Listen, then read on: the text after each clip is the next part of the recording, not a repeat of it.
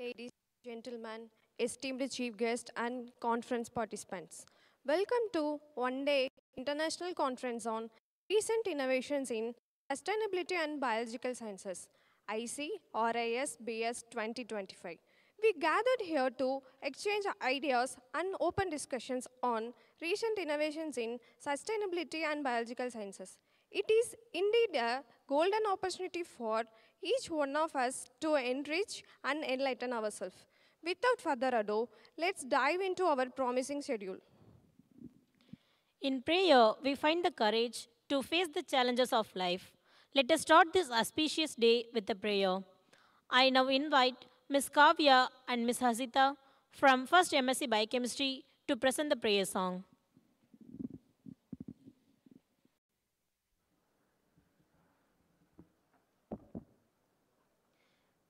கைதொழவே எதுவும் கைகூடும் தும்பி கையனை மெய்யனை கரிமுக வரதனை கைதொழவே எதுவும் கைகூடும் செய்தொழில் சிறப்புற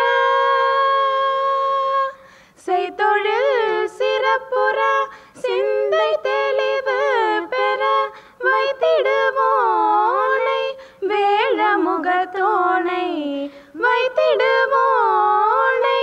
வேழமுகத்தோனை கைதொழவே எதுவும் கைகூடும்.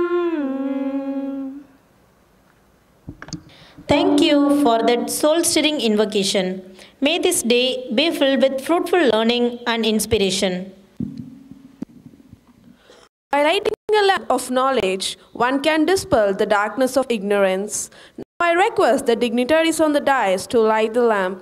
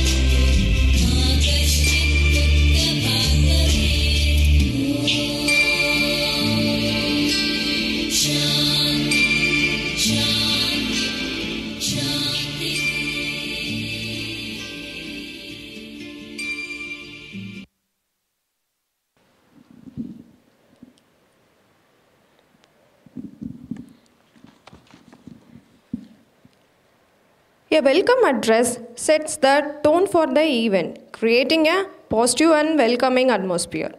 A leader is one who knows the way, goes the way, and shows the way, and translates the vision into reality. I feel highly delighted to invite such an eminent leader, Dr. D. Victor Origadas, Associate Professor and Head, Department of Biochemistry, PSGCAS, to deliver the welcome address. Very good morning to everyone present here.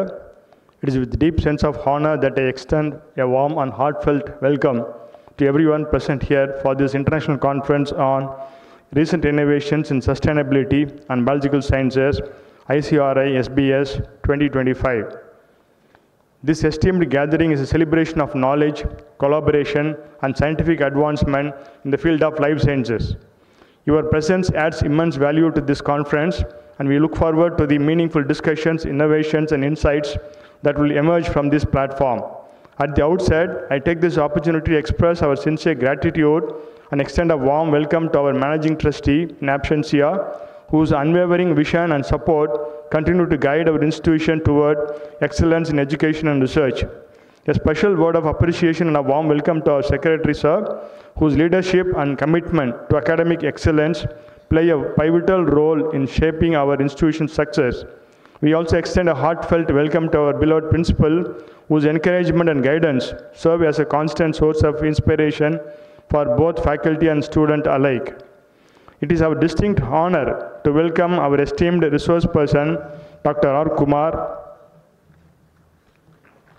Scientist G and Center Head, DRDO, DIBT, formerly DFRL, Mysuru, Karnataka. Now, Thank you, I sir. would like to invite our Secretary, Sir, Dr. T. Kannayan, to honor our Chief Guest with a shawl.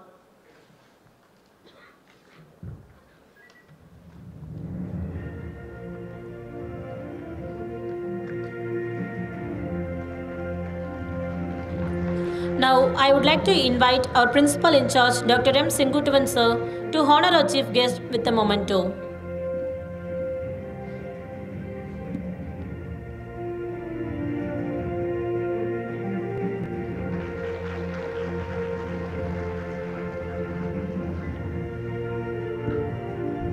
Thank you, sir. Thank you, sir. Also, we would like to welcome the other resource persons who will be joining us very shortly. Dr. Harshvardhan Mohan, Postdoctoral Research Associate, Division of Biotechnology, College of Environmental and Biosciences Research, Jeonbuk National University, South Korea. He'll be delivering his talk through the virtual mode. And also the other resource person, Dr. N. Sendil Kumar, Scientist TF, Chemistry and Biological Division, FIRE, Institute of Forest Genetics and Tree Breeding, Coimbatore, and Dr. P. Santhanam, Professor, Marine Planktology and Aquaculture Laboratory, Department of Marine Sciences, Bharidasan University, Tiruchirappalli, Tamil Nadu. They'll be joining us very shortly. A special acknowledgement to our co-conveners whose tireless dedication, meticulous planning, and unwavering commitment have made this international conference possible. We extend our warm welcome to the heads of the life sciences departments and other heads of the departments who play a crucial role in fostering academic excellence and research within our institution. A heartfelt welcome to the faculties of life science departments whose dedication to teaching and mentoring young minds continues to shape the future of scientific inquiry. Special thanks to all the organizing committee members who have done all the work silently behind the screen for the past 10 days. A warm and enthusiastic welcome to all participants from other colleges as well as our own institution. Your eagerness to learn, engage, and collaborate with undoubtedly contribute to the success of this conference. A special mention to our oral and postal presenters whose research and innovative ideas will be showcased during this conference. Your contributions are a testament to the dedication and passion for scientific exploration that drives this community forward. We also take this moment to appreciate the invaluable effort of our volunteers, including the research scholars and students who have worked behind the scene to ensure the seamless execution of this event. Your commitment and hard work are truly commendable. A sincere thanks to our non-teaching staff who play a vital role in managing the logistical aspects of the conference and ensuring a smooth experience for all attendees. A special acknowledgement to our visual communication team for their creative efforts in capturing the essence of this conference and bringing it to the life. We extend our gratitude to the maintenance team for their continuous efforts in providing us with a well-organized, comfortable environment for this event. A warm welcome to the ICT team and the audiovisual team for visual communication department who have ensured that our session runs smoothly and virtually with the best technical support, and for the screening in the YouTube and other online participants. A heartfelt thanks to the press whose efforts in documenting and sharing the highlights of this conference will help expand the impact of our discussions beyond these walls. As we commence this intellectual journey, let's embrace the opportunity to learn, collaborate, and innovate. May this conference serve as a platform for inspiring discussions, groundbreaking research, and leadership partnerships in the pursuit of scientific excellence. Once again, a warm and enthusiastic welcome to each and every one of you, wishing you all an insightful and productive conference ahead. Thank you. Thank you, sir, for your warm welcome. An hour of planning can save 10 hours of doing. I would like to invite Dr. J. Sindhil Kumar, Associate Professor and Head, Department of Biotechnology, PSGCAS, to give a preamble about the conference.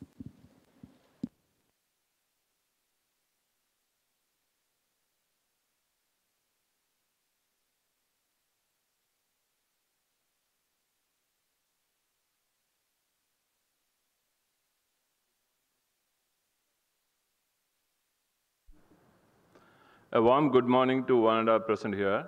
It's indeed pleasure to give a preamble about the international conference on conference to be organized by the Department of Life Science of PSG College of Arts and Science. On behalf of the Departments of Life Science, I'm here to share few valuable insights and discussion what we held before starting of this program. And this life science cluster altogether comprises of 4 aided departments and 8 unaided departments. Our college has been started in the year of 1947. Since 1947, it gives you a value education, a value research, teaching, learning with an innovative technologies and innovative methodologies.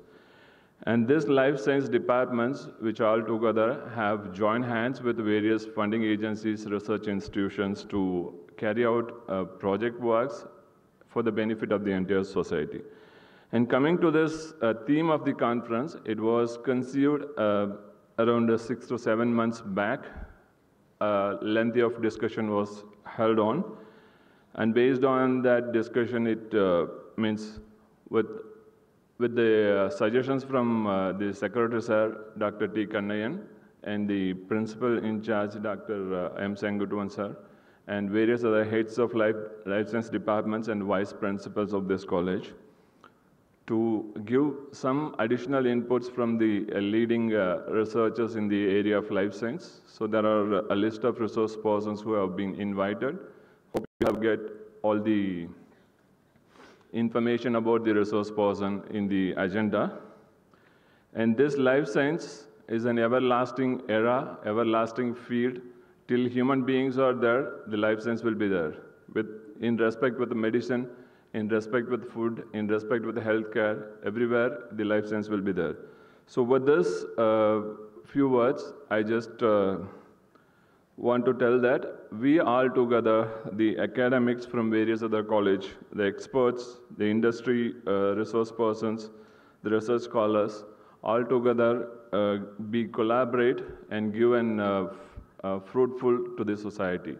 And I would like to appreciate and thank Dr. R. Kumar sir, scientist from DRDO, who is giving acceptance and sharing his valuable time to enlighten us with his innovations.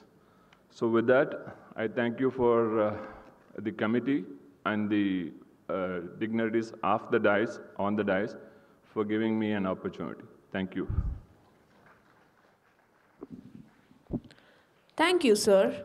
The heart of leadership is about understanding people, inspiring them, and empowering them to reach their full potential. With immense pleasure and excitement, I extend a warm welcome to our esteemed principal in charge, Dr. M. Sengutuvan Sir, Associate Professor and Head, PSGCAS. We are truly honored to have you with us today. Your vision has always been a guiding force. I hereby request you to deliver the presidential address to this esteemed gathering.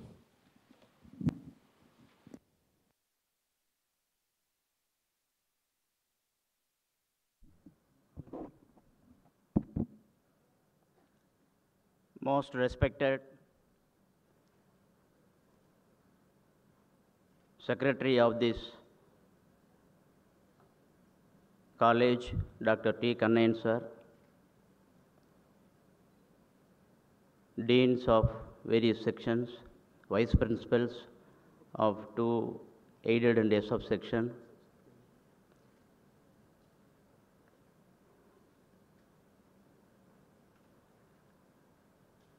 the eminent person, Dr. R. Kumar, who is the chief guest of this today's function, head of the department and the coordinator for this international conference, Dr. D. Victor Arvikidas, and the team led by different peoples, very meticulously, honestly, enthusiastically. They have involved. I have seen that. I do feel that I have given a very open-ended handling of the making arrangements and all preparations, right from finding the scientists, chief guests, and the resource persons for this program. The two is for excelling the students belonging to the section of life science. So for the past two, rightly speaking, for more than 1 year, they were in the preparation.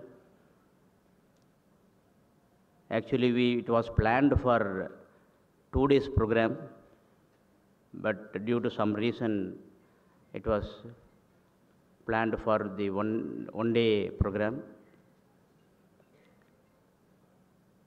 And all the staff members of life science were very enthusiastically prepared and made to happen it today. So that is what the expectation of today's global scenario regarding the connectivity of the subject. It should start from one person and reach to other sections of people. Only then the subject will grow. Whether it is a science or humanity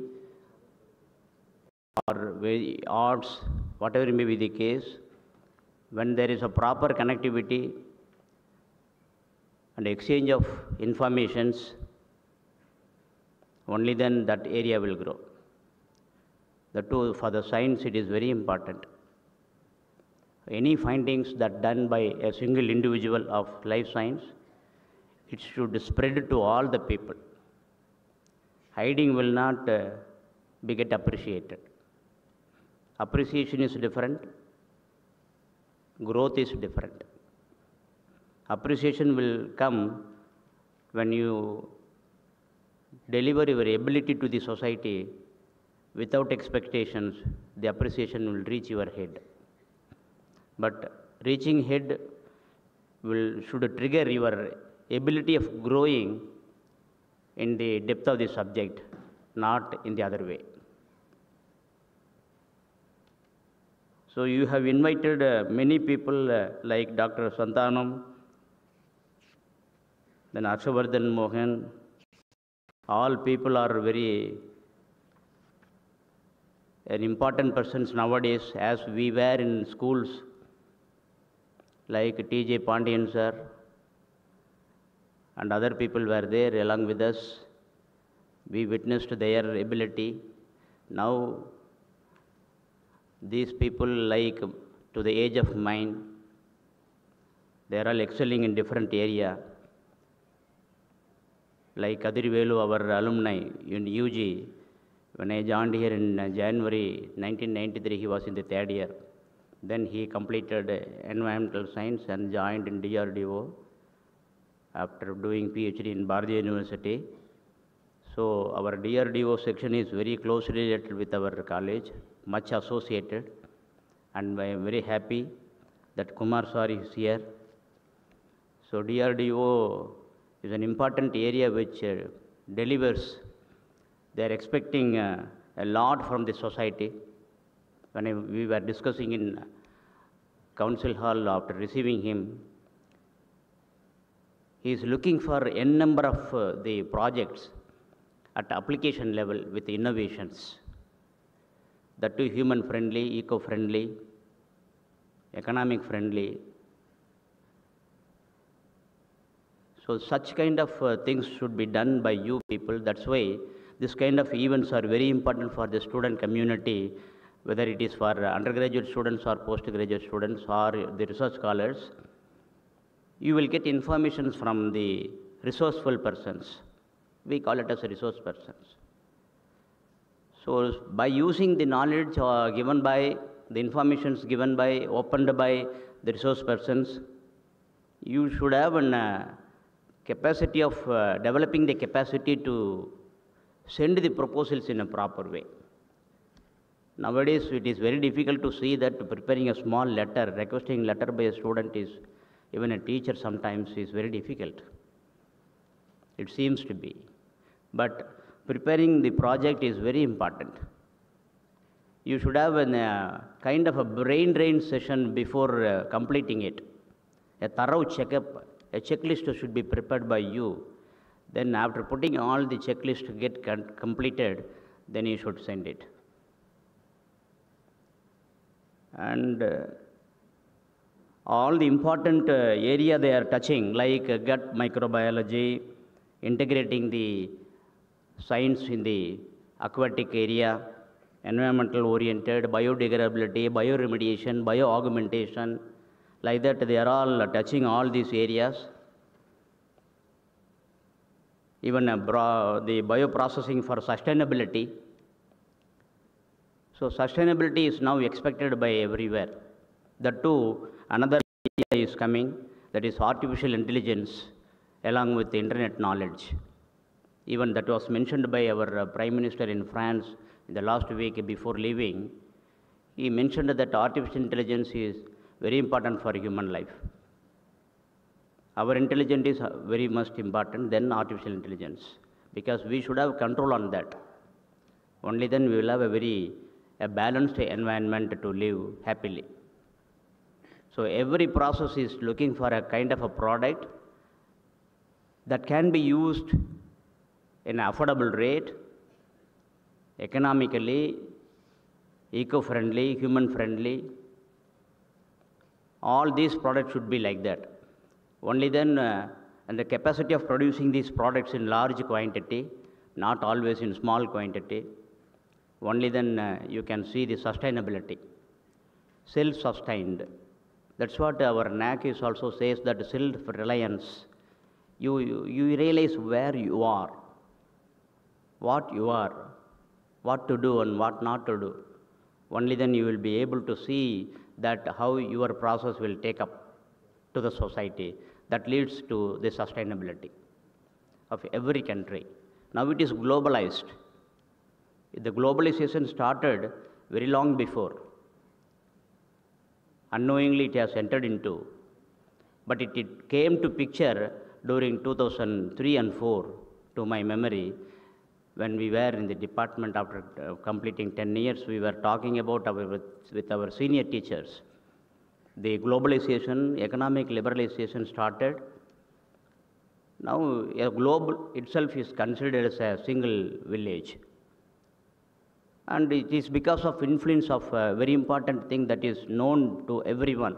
It's nothing but electronic media in terms of various gadgets. So we are able to touch, we are able to talk to people in a single minute, to nook and corner of the people where our friends, relatives are there, to take the message from them or to give the message to them. So such a kind of things going on across the world. All the countries are looking upon India, how fast we are growing, but equally how we are also doing unwanted things. That you know that, I need not mention that. So there should be a very holistic growth is important. Scientific product, of course, one side, but how best it is, how ethically, morally that using that is very important. And every institutions have a very good high-end machines are there, instruments are there, automated machines. On those days in 1998, I remember, semi-automatic machines were there for all area, particularly in medicine. It came into picture, doing all parameters of the hematological or sputum sample or urine sample or motion sample, Diagnostic features were semi-automated, but now it is completely automated. In a minute, they do more than 100 samples with more than 10 parameters for each patient, and that is loaded to the doctors by using intranet facilities. No X-rays nowadays, sheet is not used nowadays. They are taking all a kind of an image, it passed on to the particular doctor through intranet. CD is provided nowadays for the patient. So technically we are growing very fast, and in 2004, our teachers like our even our Dr. Kannayan sir, secretary sir were in the department, we were discussing about telemedicine, robotic surgery. Very long back it came to other countries, but now it is coming to India, telemedicines or robotic surgery. That too it is monitored by a human being. That's very important. But on the other hand, you see, when you talk about sustainability, employability is very important. Unemployment should not grow or even should not get into the vision. Employability should be there for all. We should be properly employed, we should be properly paid, only then life will be said to be complete.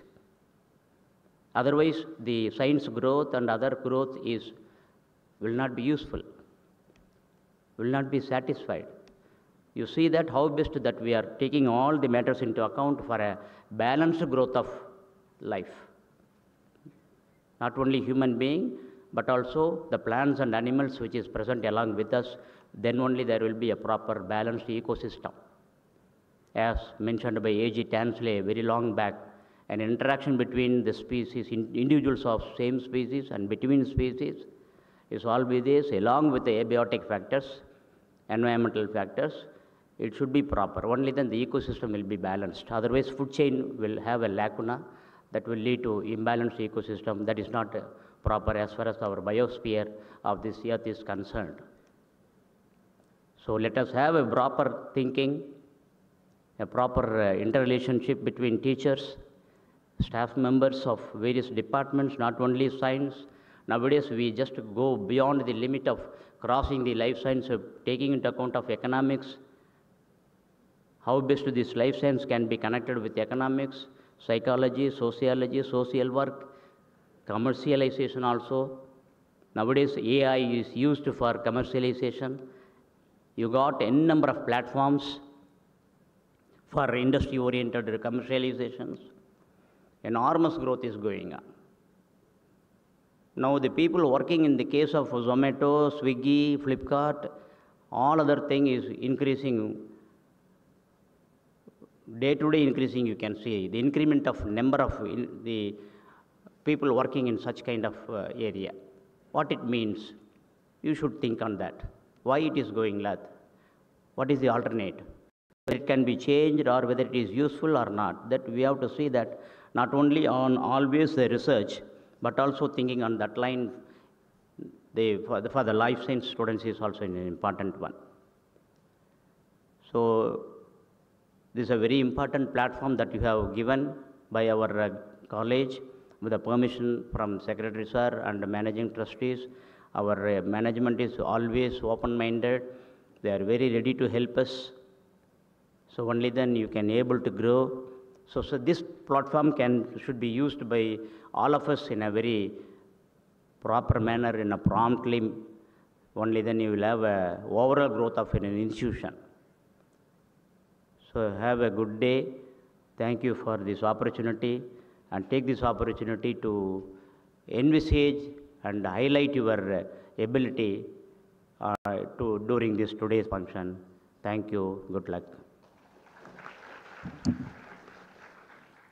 Thank you, sir, for your enlightening and motivating words.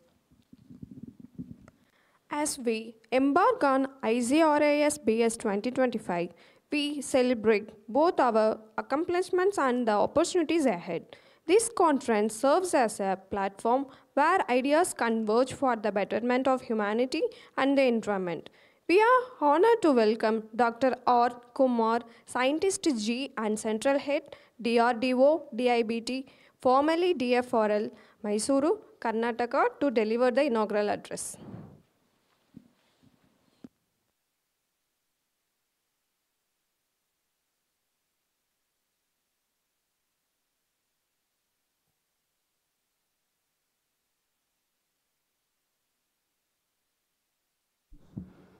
எல்லாருக்கும் வணக்கம். I basically from this place only, but for the convenience of everybody.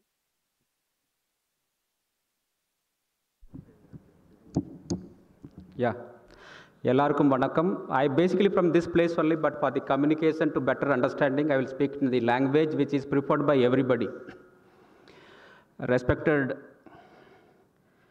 Dr. T. Kannayan, Secretary, PSG College of Arts and Science, Coimbatore, Principal, faculty members, Professor Radhasri, the students and the guests. It is indeed a very honor and privilege to participate in this conference, to give some kind of thoughts which can be shared by everybody. Now we are moving in the world where the technology, science, and the what you call the Internet of Things is converging into a platform where the human beings no more is going to be a single entity. If you are talking about the artificial intelligence, machine learning, or deep science learning, it is all evolving where the performance can be augmented, the human performance. Whether the student, whether he is studying in SSLC or plus 2 or PUC, whatever you call it as, or degree or postgraduate or research, or when it comes to the R&D field or industry, the human performance has to be enhanced. So if you want to enhance the human performance, the technology to be converged, and then you have to provide the solution to the country where today we are witnessing the increasing in the climate conditions change. As you are aware that the Coimbatore or the Tamil Nadu or any part of the country never witnessed these kind of climatic changes because of the technological growth and the urbanization. The conference or the any kind of these kind of symposia or forum which should give the solution to the society rather than just attending a conference and getting some certificate and then finishing the report that we have conducted one conference this year like that. What we are giving to the society, are we going to transform the society which can be a knowledge-driven society? Or we are just a mute spectator that whatever happening is in the society or the world we are just witnessing, and then we also will not be bothered what is happening. Your research or your study or your endeavor should be able to transform the lives of the people. At least 10 people or 100 people, those who are neighbor to you, or those who are underprivileged, your efforts should be made that they can be transformed the lives. That's what Dr. Abdul Kalam used to tell, particularly from the young mind, for the young people, how far we can transform the country. Because I have another lecture, technical lectures, there I will speak how the technology or the system can improve the human performance. But as a youngster, as a responsible citizen, because I am underlining the word responsible citizen, we should be able to provide some solution to the country, whether it is a water or whether it is a air or it is a pollution. Your college principal was talking elaborate about the sustainability, because in the world now we are facing a lot of resource crisis, because the urbanization, the overgrowth of population, and then the vehicle movement in the cities. So we are getting into the world, we are all going to be in the kind of toxic environment. So how far your research, how far your technology is going to transform the lives of the people without much pollution. And mind you, henceforth in the future, you will not have 10 acres or 20 acres of the land which will be available for growing your crops, whether it is a paddy or your vegetables. Because of the urbanization, the land is shrinking. And then you should be able to produce the varieties or the crops which can give the yield and which can sustain the production, food production. So that kind of R&D is required nowadays, whether it is agriculture universities or the colleges or the botany departments. What effort can be made to change the lives of the people? That's what we are looking. As an R&D organization like DRDO, we are a diverse R&D organization. We mainly focus on the neighbors, whether they are the friendly countries or the what you call the enemy countries. Our target is how far we save our country, particularly the borders, because as you see, The India is a very typical border neighboring countries. Around 21 countries, we are surrounded with different kind of borders, whether it is a land border or it is a water border, the sea, the coastal areas. So how far we can protect the country? So we do a lot of R&D, whether it is a missiles or whether it is in electronics or in the combat engineering or in the electronic warfare, like that we do the system R&D. How far these kind of machines, whether it is a weapon or it is an aircraft or it is a missile or even now DRDO is also working on the satellites. So how far this human machine interface can be augmented? So we are working. That is called brain and human interface.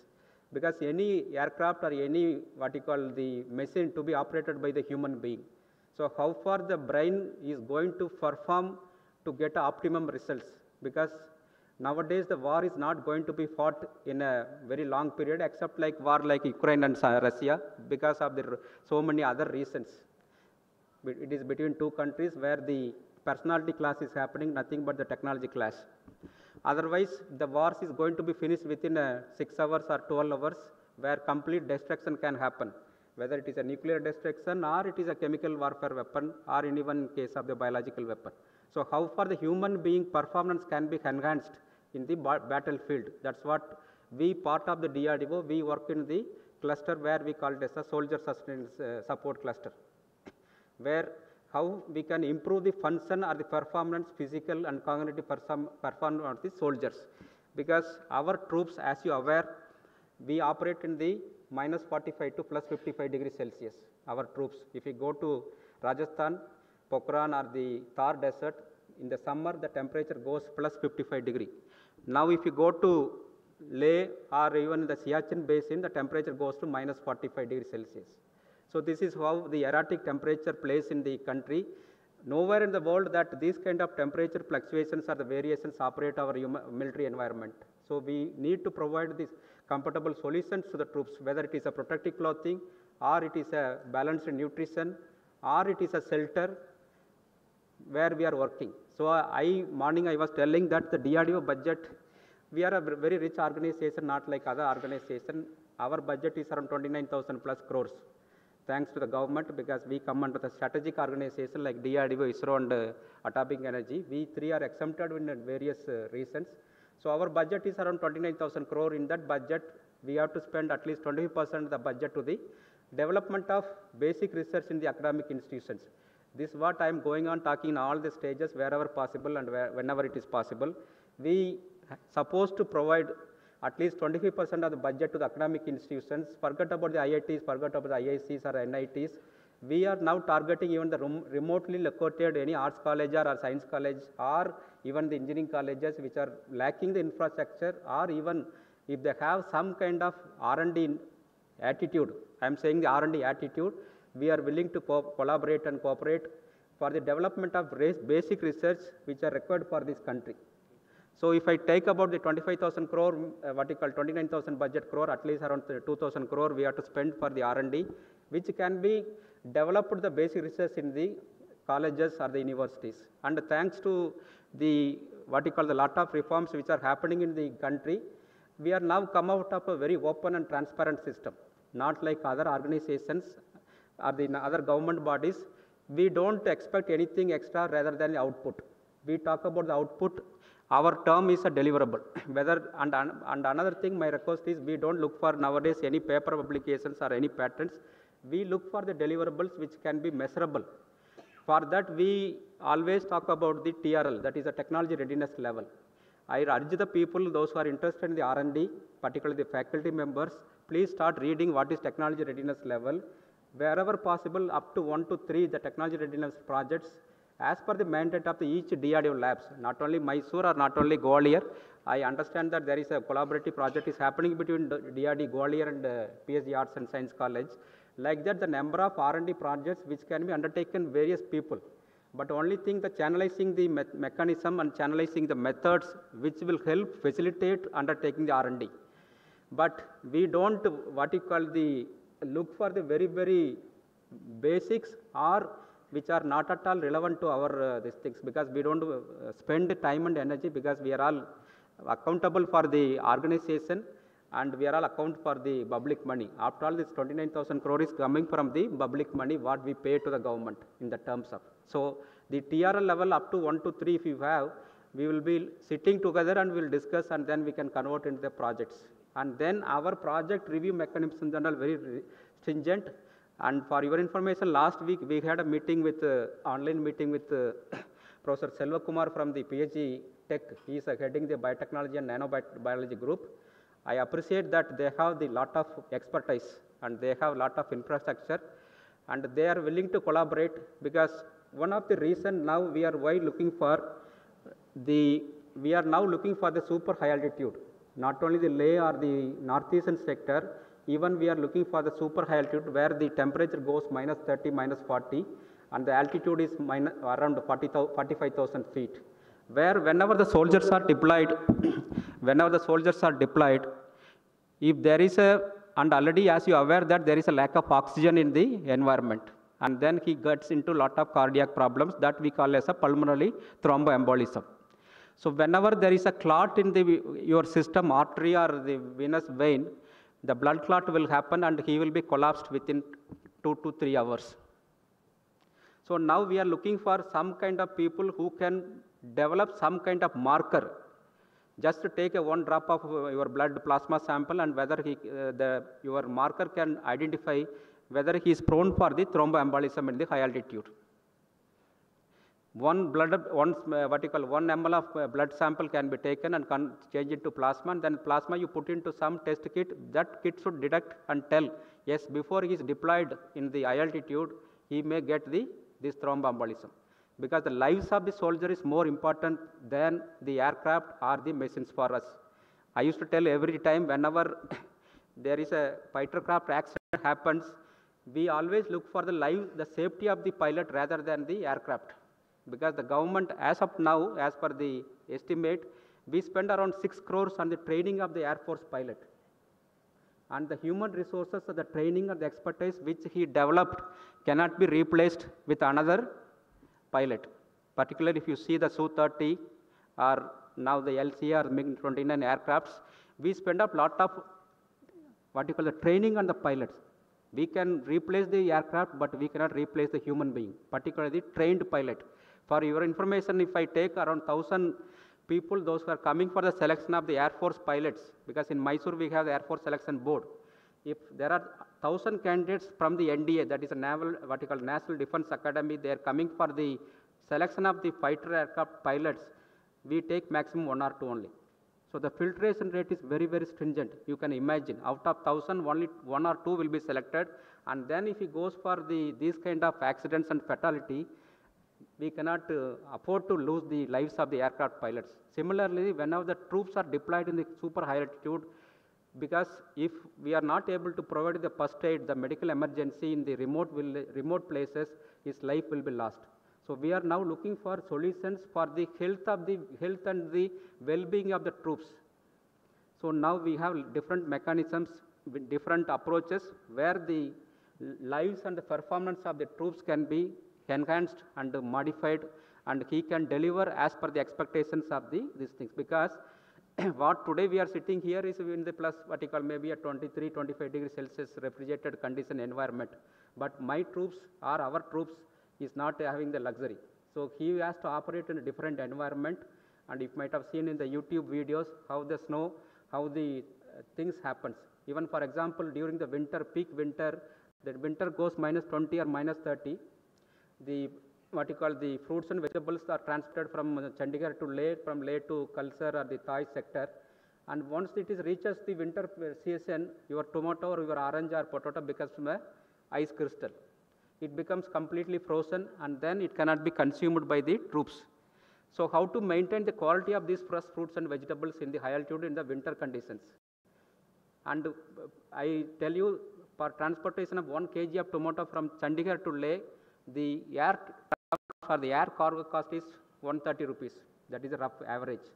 Most of the time we spend 130 rupees per kg of tomato to reach to Leh. And then if the climate condition or the weather condition is not good, again the aircraft comes back from Leh to Chandigarh, then again another 130 rupees is added on the fuel cost. See, one of the reason, how many of you, I don't know, traveled in the Indigo flight? Indigo flight never serve the meals, a complete meal, they never serve the meal. And never they hire a married people in their crew members. And the another thing, they never take male crew members in their aircraft. The reason is, whenever the mass is increasing, the weight is increasing, the aircraft has to spend lot of fuel on the people. If they are serving the meal, then you have to serve with a hot condition. So to serve the meal in a hot condition, he need a oven. To have a oven in hot condition, he has to spend a fuel. So that's why Indigo never serve the meal in any flight. They just give the beverages or they give just the snacks. Even if they give some snacks, it is not served with a hot condition because the fuel efficiency. Same way in the what we call in the transport aircraft for the Army or Air Force, the amount of expenditure we incur for the transportation of these fresh fruits and vegetables to the high altitude area is very, very huge. So what we have developed a container which can maintain the temperature in the minus 20, minus 30 degrees Celsius by using the phase changing material. Another thing, Army or the Navy or Air Force, they always look for the cost because our troop size is very, very huge and we cannot afford to spend a very luxury containers.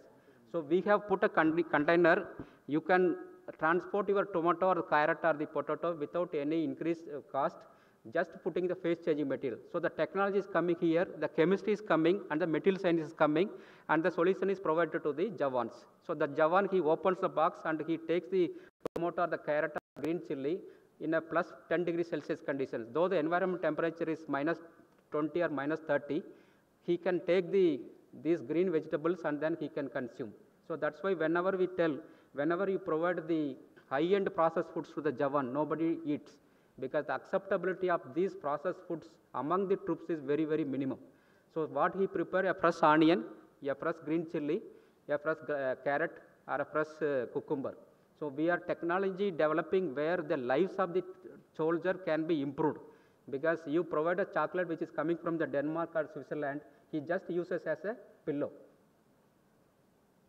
So, but government can, when George Fernandez was the defense minister, he literally visited Siachen camp and he told people, all the IAS officers or all the bureaucrats, once you go on to see and visit the condition, then you will realize.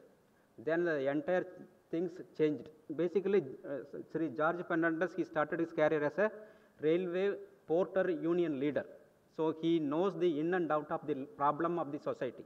So he transformed the entire defense forces. So what the technology from the phase changing material of PCM, from the material science and the container which we developed is a lightweight container, that is a HDP container, high density polyethyl container, and then it can be multiple times, you can use more than 1,000 times a container can be used without electricity, without your gases.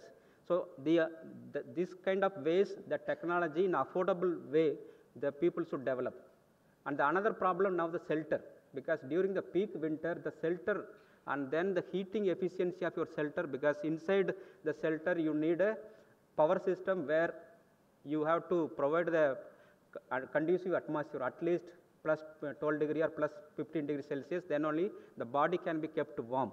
So we are now developing a material which can absorb the cold condition, convert into a mechanism where the temperature is maintained. That is the exothermic way of doing things. So these kind of what you call the simple things which can be converted, which can provide the solution to the people. So this I am talking the point of the Army point of view. Whether the same technology, where same science can be applied to uplift the rural people or the rural society. There are now lot of associations, there are lot of methods available. I always see a lot of TV channels in Tamil Nadu, they are showing. Some of the villages that join together, which the old lakes or the old water bodies are all completely wiped out because of the so much of encroachment and so much of the interference from the society. But people, they join together without any government support. Please mind you that if you are looking for the government support, always nothing will happen. So the people, they join on their own, they spend the money. Even people, they come from the abroad whenever possible, they are reviving the lakes, reviving the water body. So some kind of that kind of the responsibility, if it comes among the people, then we can be a what you call the developed nation. Now the Prime Minister, Honorable Prime Minister vision is making India 2047 is a developed nation. That is what they call Visist Bharat. That is a word, is a Sanskrit word, but the meaning is how we can develop the India by 2047 as a developed nation by putting lot of individual efforts.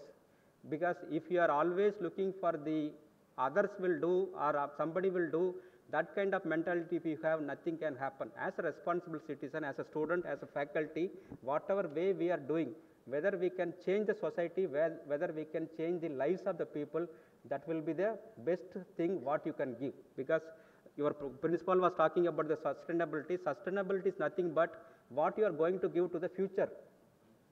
What future will benefit by maintaining, reserving the resources to the future people. That is the sustainability. Whether sustainability in the technology, sustainability in the management, administration, as a legacy you have to develop. People should talk that so-and-so has given something to the society. Why we are always calling or telling about the Kalam or other people? Because they have done something to the society, they sacrificed their lives to the society. Like that, are we going to transform the country? Because that's what now we are moving in a very fast, rapid growth. The technology is available, there are a lot of information is available, particularly the data science is developing very fast, and artificial intelligence. Artificial intelligence is a big challenge. Last week, there is an international conference in the France, Paris, but the challenges faced by the artificial intelligence to be taken very carefully. Because the artificial intelligence and the machine learning, unless you have a protected, a safe, ethical, human-oriented AI, then the lives will be very, very dangerous. So this is what I want to tell, because we will be looking for the lot of collaborations with the faculty, and I don't know how many of you are seeing your internet. DRDO is also providing lot of opportunity both for the internship. Those who are having MSc, those who are doing the MSc at college level, we will be providing the internship with a maximum of 6 months internship. And now government is bringing a policy that so far DRDO never given any internship or the stipend to the students. But now we have come with a policy that we are going to give a structured way of stipend. Maybe that amount still it is not finalized, because the government, what you call our DRDO headquarters is now finalizing the stipend amount. That is the stipend amount, those who are doing the MSc for their project work at all the DRDO labs, we will be providing the stipend. And another thing, now we also encourage the students to do research in our institutions. Last week we have published the advertisement for the 18 JRFs, that is completely from the microbiology, biotechnology, life sciences background. 18 junior research fellowship vacancies are available. If you have a mobile, you can check. So we provide the fellowship, not like ICR or ICMR or DBT, DSA, what you call the CSA are providing the fellowships. We provide the fellowships to the students. 37,000 plus HRA we provide first 2 years, and then third year onwards 41,000 plus HRA. And then we also take the PhD students with as a research associates. So DRDO provides lot of opportunities to the young students. And then now we are conducting the Dream 4.0 contest also. I don't know how far you are aligned with the DRDO things. DRDO is taking a lot of efforts. So my honest and sincere request is, please ensure that whatever you are doing, let it be a purpose-oriented, and let it be what you can give to the society. And spend most of the time what you are and what you can deliver to the country. So this is what the message. I will have another technical presentation. I will talk about the technology where the lives of the people can be improved by the concept of gut microbe. That we will discuss later. Thank you very much.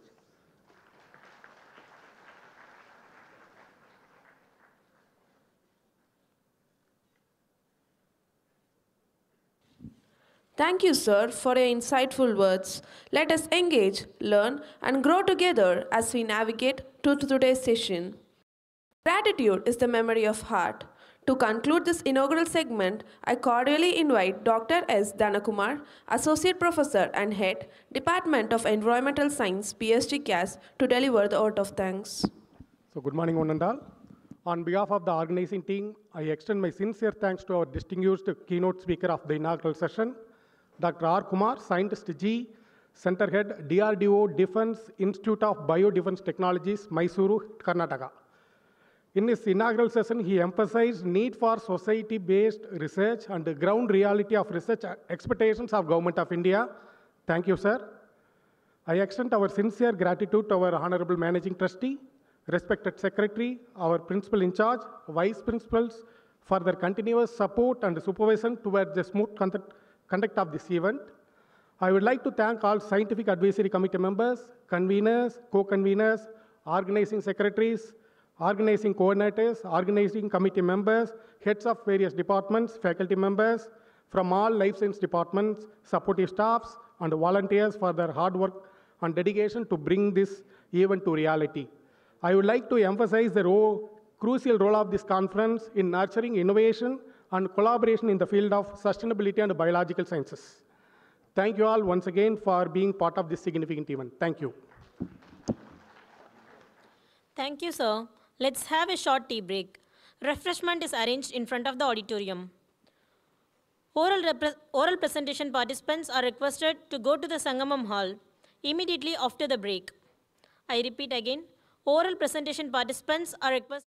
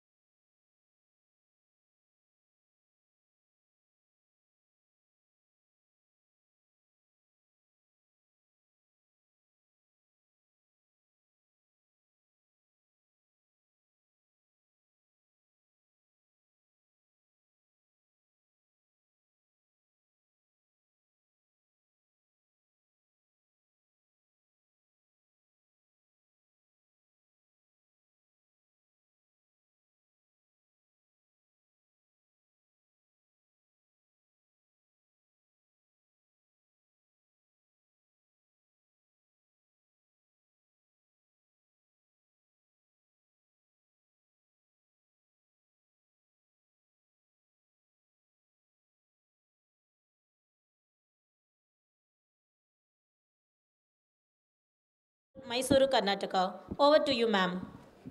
Good morning. I'm immensely pleased to present the distinguished speaker for the session. Dr. R. Kumar, Scientist G, is the center head of Defense Institute of Biodefense Technology, DRDO, formerly known as DFRL. He's a renowned expert, notably in the field of non-thermal food processing, food packaging, and space food technology. With extensive expertise in research for over 29 years, he has made profound impact to food preservation, space food systems, and innovative packaging technologies. Dr. Kumar has pioneered in the development of ready-to-eat meal rations for Army and Navy, and furthermore, he indigenized critical items such as portable sterilized water and sea dye marker for personal survival packs, which are now used by Indian Army. Dr. Kumar bridges the gap between food science and space food technology through his close collaboration with ISRO for Gaganyaan mission, where food systems are optimized in terms of environment, logistics, nutrition, and food safety that will support India's first human space mission. Sustainability is another key focus of Dr. Kumar in relation to food packaging. His research explored biodegradable packaging solutions, at the same time maintained the integrity and safety of food. He has set impressive and remarkable record in the transfer of technologies commercially, retort pouch processing of ready-to-eat foods to 65 industries, MRE ration technology to 12 industries, tender coconut water preservation and processing technology to 38 industries, biodegradable single-use packaging material to 16 industries, and biodegradable cutlery technology to 6 industries. Dr. Kumar's expertise extends to various prestigious professional bodies: Association of Food Scientists and Technologists, India; Institute of Food Science and Technologists, UK; Association of Carbohydrate Chemists and Technologists, India; and American Society for Microbiology, India. He is also a scientific panel member of FSSAI and Bureau of Indian Standards. This is a reflection of his active participation in scientific community and his commitment in advancing food technology and research in both civilian and defense applications. Dr. Kumar's research stands out due to its distinctiveness, for which various recognitions and accolades has been bestowed on him. To name a few: Springer Best Poster Award 2024, DRDO Scientist of the Year 2020, National Technology Innovation Award 2019 by the Ministry of Chemicals, Fertilizers, Government of India, Thomson Edison Award 2014 in Food Technology, and many more. He has authored more than 95 publications in international journals in the field of food science and technology, health, and agriculture. He holds 18 granted patents and filed 26 additional patents. We are deeply honored by your presence, sir. Thank you. Thank you, ma'am. So the stage is yours. Slide changer.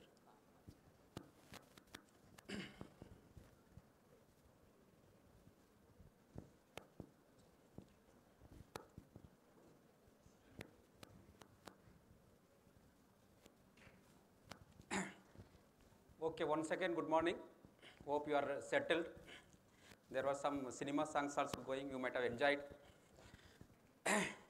So basically what I will be speaking, maybe 45 minutes, I will be speaking in the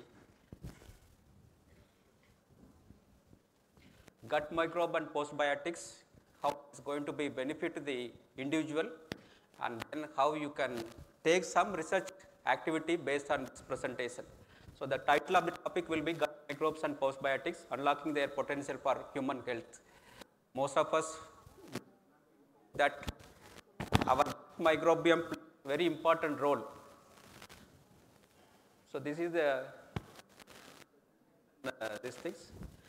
If you see the gut microbe, all our human being, the digestive system is large intestine. and then covers the microbes, whether it is a beneficial or the microorganisms. There is an interface between the environmental factor and then the intrinsic factors. When we call it as intrinsic, your body, your system, and then the environmental factors. The temperature, humidity, everything plays important role. And then there is a gut microbe available in the human system. Entire your personality, entire your human behavior. Now today you are sitting in this auditorium. Your mood, your brain, everything influences with the availability of your gut microbes. That's what the message. So unless you take care of your gut microbiota, your entire personality, your memory, everything changes. We'll discuss how it is. So the gut microbiota refers the inhabitation, like the urbanization or the society where the people are living. Like that, the organisms are living inside the gut, that is the gut microbes. The genetic and functional profiles of the individual species or the combination of species is called gut microbe. So there are lot of species which are present in your gut, that is a bacteria and then eukarya and other these things. So we classify normally as a beneficial organisms and then some kind of pathogenic or harmful microorganisms. But we have the what you call the cells, human cells, and then the bacterial cells. So it is more than 10 times of our human cells, because the whole body or the whole genome or the sequence is more than these things, and it is 1:1 ratio it is combined. So there is a concept called superorganism concept. So due to the vast presence, the variability in the genetic, it is all different there. It is now, if you see the last 3-4 years, there are lot of literature, lot of R&D is going on about these things. So all of us aware that how our digestion or the human physiology, we have the mouth to the rectum, whatever food we are consuming, it is all goes into the system and then it is digested and then the nutrients are absorbed. So the key development stages are roughly around 22 days post consumption, that is what we take it. There the primitive cells or the primitive organisms develops in this thing form of yolk or sac, and then it comes to the other stages in the stomach around 5 weeks. The stomach formation begins and then major gut tissues, the inner, the epithelial layers forms. So the microbial influence, whether it is a germ free or because another aspect is the immunity comes in, whatever the immunity we are having. So that it depends or the influences the amount of presence of your gut microbiota. That's why whenever you are getting a fever or a diarrhea, you go to the doctor and you take the antibiotics. The moment you take the antibiotic, within 3 or 4 days, all these organisms which are present in your gut, it gets destroyed. That's why nowadays, along with the antibiotic, doctor is giving the B complex vitamins. So there should not be any microbial organisms, imbalance should not be destroyed at these things. So there are the factors which affect your gut microbiota composition, that is a mode of delivery and feeding. Here I will take some 2 minutes. It may not be very correct to tell also. Now most of the 99% of the delivery, it is happening by the cesarean. Because now we fix the time, we fix the nakshatra or anything, then we want a delivery of a baby, whether it is a girl or boy. Most of the time, whenever you are going for the cesarean operation, the inborn infants, the gut microbiota is getting influenced, because you are cutting the baby and you are taking out artificially. So that gut microbiota, there are scientific literature evidence shows that the cesarean operation is getting lot of these things. But there is no other alternative. And then the breastfeeding. Most of the mother, we stop the breastfeeding the infants due to various reasons, maybe a working woman or because of the other reasons. But olden days, up to 4 years or 5 years, the child was given the breastfeeding. But now maximum 3 months or 4 months, and then start with the other artificial milk formulations. So that's why the immunity level of the young children now in India or any country, it is getting affected. then the diet and the nutrients, and then the microbial combustion of the human breast combustion. Now you might have read in the internet everything. Now even the breast milk are sold in the Amazon, because those infants, those who are not having the adequate culture in the intestine, now they are looking for some that is called nothing but the Bifidobacterium fish species. So that now artificially infants are given from the other mother. How the technology or how the ethics going on, and then the age, the body mass index. Body mass index is nothing but your height, your age. It also depends. And the host type. What is the host you are having? That is the genotype of the host. And then the antibiotic use. Already we told the antibiotic use. Earlier days there used to be a very mild antibiotic dose, but now it is a complex or the what you call mixed antibiotics are given, because now we are getting into the problem where the fever comes, all kinds of fever. So because of these things, your gut microbiota composition is changing.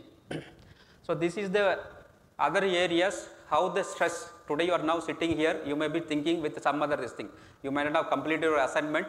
Your faculty may be asking when you will complete the assignment and submit, the late submission, because we are all from the university called TNAU. If I don't submit the assignment or the record by 4 o'clock, minus 0.5 mark used to be deducted every time.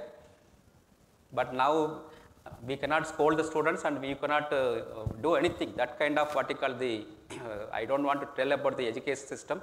It is all we are these things, but we are all old timers. So the gut infections plays an important role because of the various stress. And then already I told cold stress. Cold stress is a big problem, particularly for the high altitude. And then high altitude. High altitude in the sense above 8,000 feet or 12,000 feet. There the concept is called hypoxia. Hypoxia, anorexia. Hypoxia means low availability of oxygen. Anorexia means without appetite to take the food. The diet intake will come down. And chronic stress and poor sleep. The sleep pattern also influences your gut microbiota. Most of the time we spend in the social media where the screen time and with your interaction is more than 11 hours, 12 hours. Then your sleep patterns, the rhythm is also changing. That's what now people tell during the night there should be a complete darkness, you will get a sleep. And then the low stomach acid levels, the pH of the stomach, all those things. And then medication use, inflammatory diet. If you are taking very strong spicy food, all those things, the gut microbiota gets affected. And then food sensitivity. Suppose we have started taking more of what you call the street foods, where the street foods are added with so many chemicals and then colorants. And then poor bile and enzyme levels and heat stress. We call it as a thermal stress. As already I mentioned, if you go to Rajasthan, everything, the temperature goes 45-50 degrees Celsius. Because of the heat stress, your things also get changes. This is how the development of the gut microbiome during the infancy takes place, starting with the pregnancy and then mode of delivery from the birth to adult. So this kind of the environment, the infant feeding method, everything influences the presence of the quality of the gut microbiota. Gut microbiota in the sense living organisms. Then what are the functions of the gut microbiota? One is the strengthens the gut integrity. It gives the gut integrity and saves the intestinal epithelium, because you are aware that the intestine is having the epithelial layer which will prevent any damage to your tract, and then it produces the essential nutrients. This is very, very important. So particularly some of the vitamins, this cannot be consumed from external sources, particularly like a B12. What is B12? Cyanocobalamin. Faculty is telling, but the students should tell. It can be synthesized only from the microbial sources, cyanocobalamin, and then K, and then folate. Particularly the folic acid is very, very essential for your cognitive performance. So these folic acid synthesis can be happened only by your gut microbiota. And then it prevents your immune function, it facilitates. So this is how the modulation of the whole physiology, gut metabolic function, everything, and then the metabolism of all our nutrients. Whatever we are consuming, whether it is a fat or protein, I think the slides are there. And then the fourth is the regulation of the gut-brain axis. How the brain development, how the brain cognitive performance, now we are talking about the AA, how the brain and the gut microbiota influences there. So here itself you have a lot of problems which can be worked out. Regulation of the gut brain axis, one of the DRDO lab is working on this aspect. So then there is a concept called postbiotics. Earlier we are talking about the living organisms, that is the gut microbiota. The living organisms, most of the time we call it as a prebiotics or the probiotics. But now the word concept is called postbiotics. Postbiotics is nothing but the metabolites of your microorganisms, whether it is a chain fatty acids or the amino acids, like that. So the postbiotics is the outcome of the anaerobic fermentation of the non-digestible dietary components, particularly from the phenolic compounds or the complex carbohydrate like starch, cellulose, and then which are released into the gut microbes, released by the bacterial metabolism in the GI tract. And then postbiotics is also a mixture of the non-variable bacterial products, the metabolic products. I will come to these things. And then these postbiotics like short chain fatty acids, we call it SEF, and then vitamins, amino acids, then peptides. There is a difference between peptides and amino acids also because of the structural these things and the functional these things and the organic acids. So these postbiotics generates as a part of the fermentation process, and then it gives the biological activity for the human cell or the human this thing. So the endogenous components generated by bacteria host interactions gives the postbiotics. This is a simple mechanism or the simple these things, and it produces lot of beneficial activities. So this is the gut microbiota versus postbiotics. You have the living organisms or the gut microbiota. Postbiotics are the non-living metabolic products, and then even the cells, if it is a lysed, that is what the cells are harvested, that you can consume. We are having on running project on this work, and then these are the what you call aids in the digestion, then it exerts in the inflammatory. We are having a collaboration with the CFTR this thing also. They are working on the anti-diabetic and anti-hyperlipidemic effects on the gut microbiota. We are working on the anti-inflammatory, which can prevent the lot of cold and heat stress kind of things, and then it modulates the immune system in your system. That is the difference, and these are the some of these things. So you can see lactobacillus species is a very useful. The lactobacillus species very simple is your dairy product culture comes from the your curd, everything. Then bifidobacter is nothing but your colostrum, what the breast milk gives, that is called bifidobacter, other species. And then in the postbiotics we have short chain fatty acids, peptides, enzyme, polysaccharides. So we are looking on the postbiotics, and the mechanism action survivability, it is heat stable and used in now it is commercially available. I will show you some these things. These risk factors in the gut microbiota, there can be a dysbiosis. Dysbiosis is nothing but an imbalance which can happen because of the immunocompress. Suppose you have a renal problem, or if you have a cardiac problem, or if you have a bronchitis, this microbiota, if it is not properly taken care, it will give a dysbiosis. So this is the some of the metabolites and the mechanisms of the your postbiotics. One is the short chain fatty acids. It supports the gut health and the immunity, short chain fatty acids. And then this trimethylamine, this is a big culprit actually. Whenever you have this trimethylamine in your gut system, this is a precursor for the development of thromboembolism. That is what the clot in your artery, blood. When TMA level goes very high, there is a level is also there. If it goes very high because of the production by some organisms in your gut, that leads the clot in the blood, involved in lipid metabolism. Because if the level is going high, there will be a TMA level will be adhigam. Then polyamines also, and then other bioactive components. So these are the some routine other things it can be developed. So the metabolites plays an important role in preventing and these things. NCD, non-communicable diseases. Non-communicable diseases like diabetes, type 2 diabetics, cardiovascular, renal problem, everything. So if you have a very good metabolites in your system, that will prevent, and then now it is all used as a potential therapeutic in the immunity like these things. So this is how the food is taken, consumed or ingested, and then how the microbiotas are these things modulated in the intestine, and then it comes the colonization, and then it is absorbed. These are the metabolites and effects. The body and the target organisms, it absorbs and then it develops the system. So here you can see the TME and TMAO level, antimicrobial, where if you have the imbalance or the dysbiosis, that effects comes. Then here what are short chain fatty acids? Short chain fatty acids are nothing but the gut microbiota fermentation. The resources or the substrates are inulin. What is inulin? Inulin is nothing but a chicory. When you are taking a coffee powder, you cannot take a complete pure coffee powder as for your drinking purpose. You have to add the chicory. Otherwise, the original coffee, if it is dried, roasted, and if you are making a coffee, you cannot drink because it will give a very bitter taste. That's why most of the time we add chicory. Chicory is coming from the inulin. It is nothing but a oligosaccharide. For your information, we don't have a technology to convert this inulin into oligosaccharides, fructo-oligosaccharides. We call it as a FOS. That's what technology we don't have.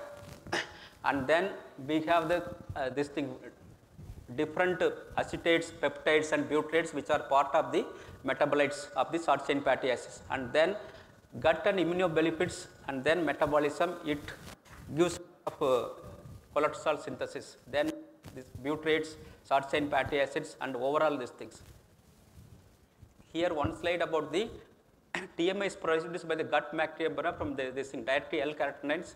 What is L-carotenoid? It comes from the protein sources. Whenever you take more non-vegetarian or more protein sources, this TMA level goes very high. So this TMAO is formed by in the liver by the flavin containing monooxygenase, FMO3. That is the precursor. And then the health implications, high TMAO levels are linked to cardiovascular risks. That's why whenever we are getting some kind of heart attack or stroke, first one of the marker to determine whether he is prone for further complications, they will determine the TMAO levels. Any cardiologist, they will, if you see them, they will these things. And then it also prone for the type 2 diabetes, and then the kidney diseases, and then of course the cancer and other things. So the TMAO increases atherosclerotic plate, that is a plaque formation in the artery or the blood vessel. There will be a thinning, and then there will be a layer formation of this TMAO level. I think I have the slides. So these are the some organisms which are what you call the capable or producing this TMA level. That is a Escherichia klebsiella converts TMA into TMA via TMA reductase.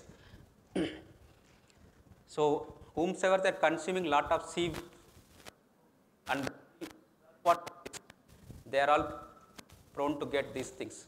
That's what two types, freshwater fish and seawater fish.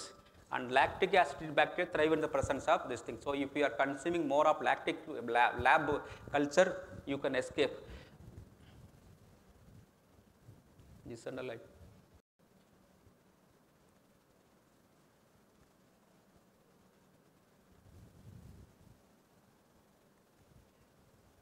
So whenever we are talking about the protein and fat and carbohydrate, the animal protein versus plant proteins, now it plays into this thing. There are some debate whether vegetarian or the non-vegetarian things. The animal protein increases the bacteriocytes, and then it linked to gut inflammation. Inflammation is nothing but what is inflammation? Inflammation is nothing but it is a disturbance in your epithelial cell.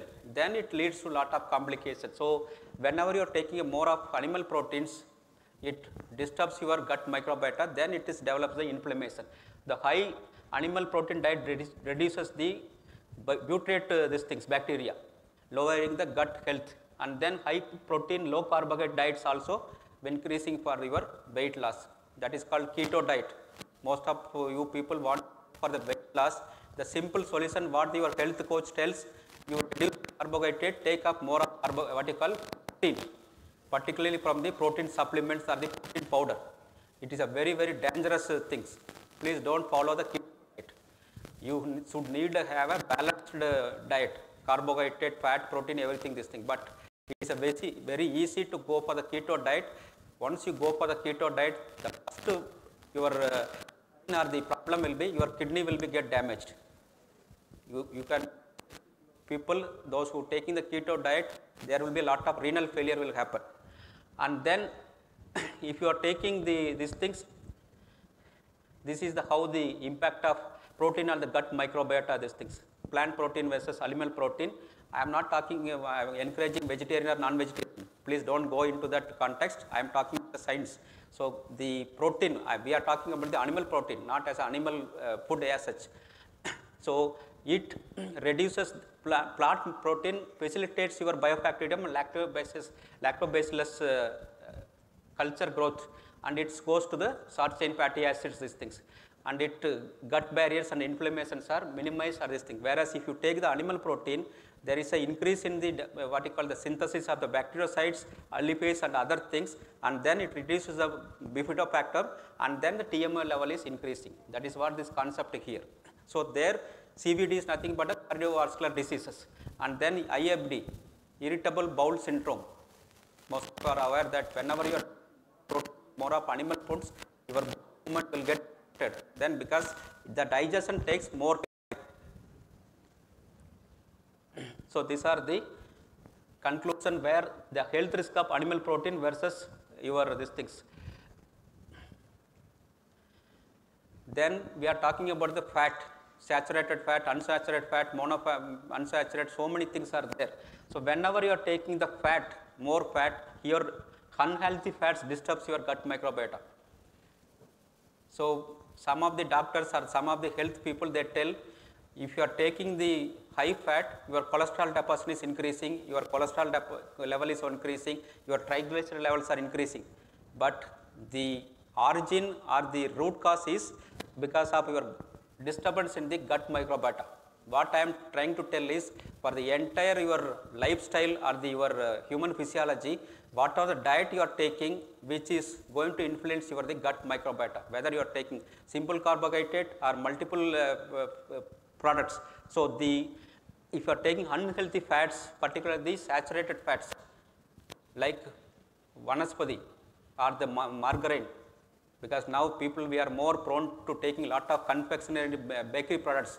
One of the culprit in India which develop this kind of diseases is the bakery products. Please avoid the taking of consumption of the bakery products. The amount of the type of fat they are adding, it is unimaginable.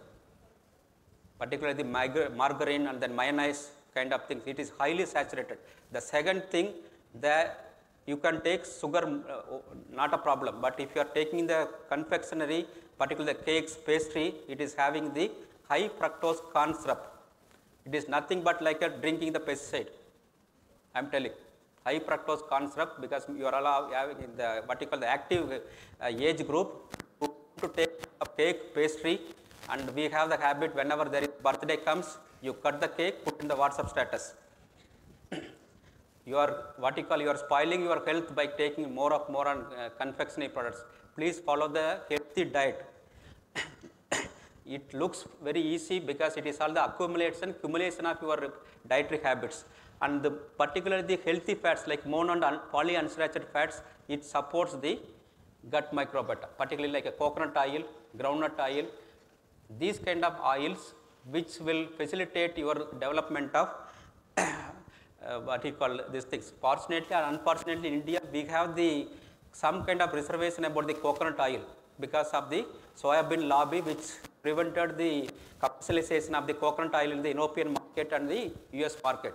All of us aware how the soybean lobby penetrated in US and they killed the coconut oil. There are a lot of research in 1940s, 50s. They told coconut oil is going to create a cancer and CVD, but it is not true. But now we are going back.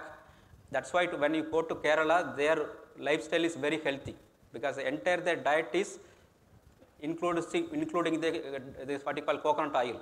Though they are taking a rice eating population, both West Bengal and Kerala, they are rice eating population, but they don't get the CVD, cardiovascular diseases, because one of the reason is they take coconut oil, because coconut oil contains a lauric acid, which is very essential for your essential fatty acid, which take care entire these kind of things.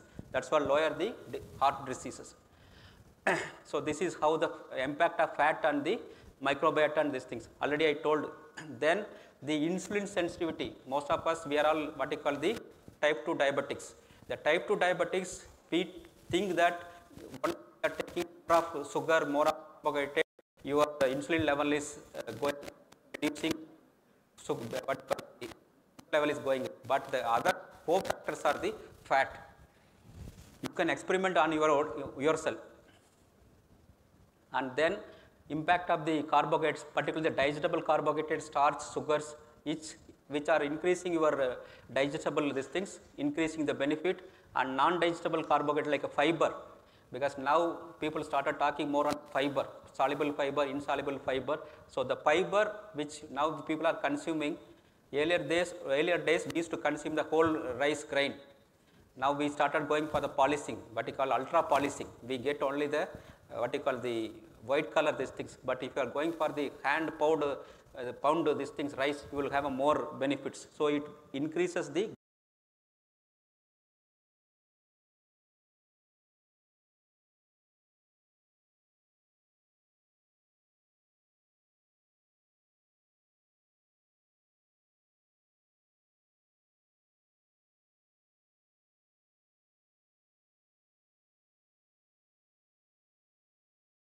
of lactobacillus organisms, but we feel curd taking is diet, because we prefer to take what you call these things.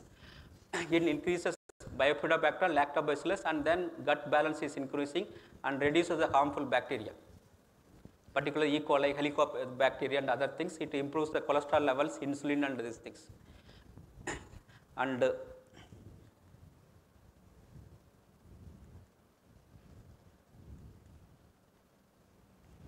then there are polyphenols in your human diet, like grapes, berries.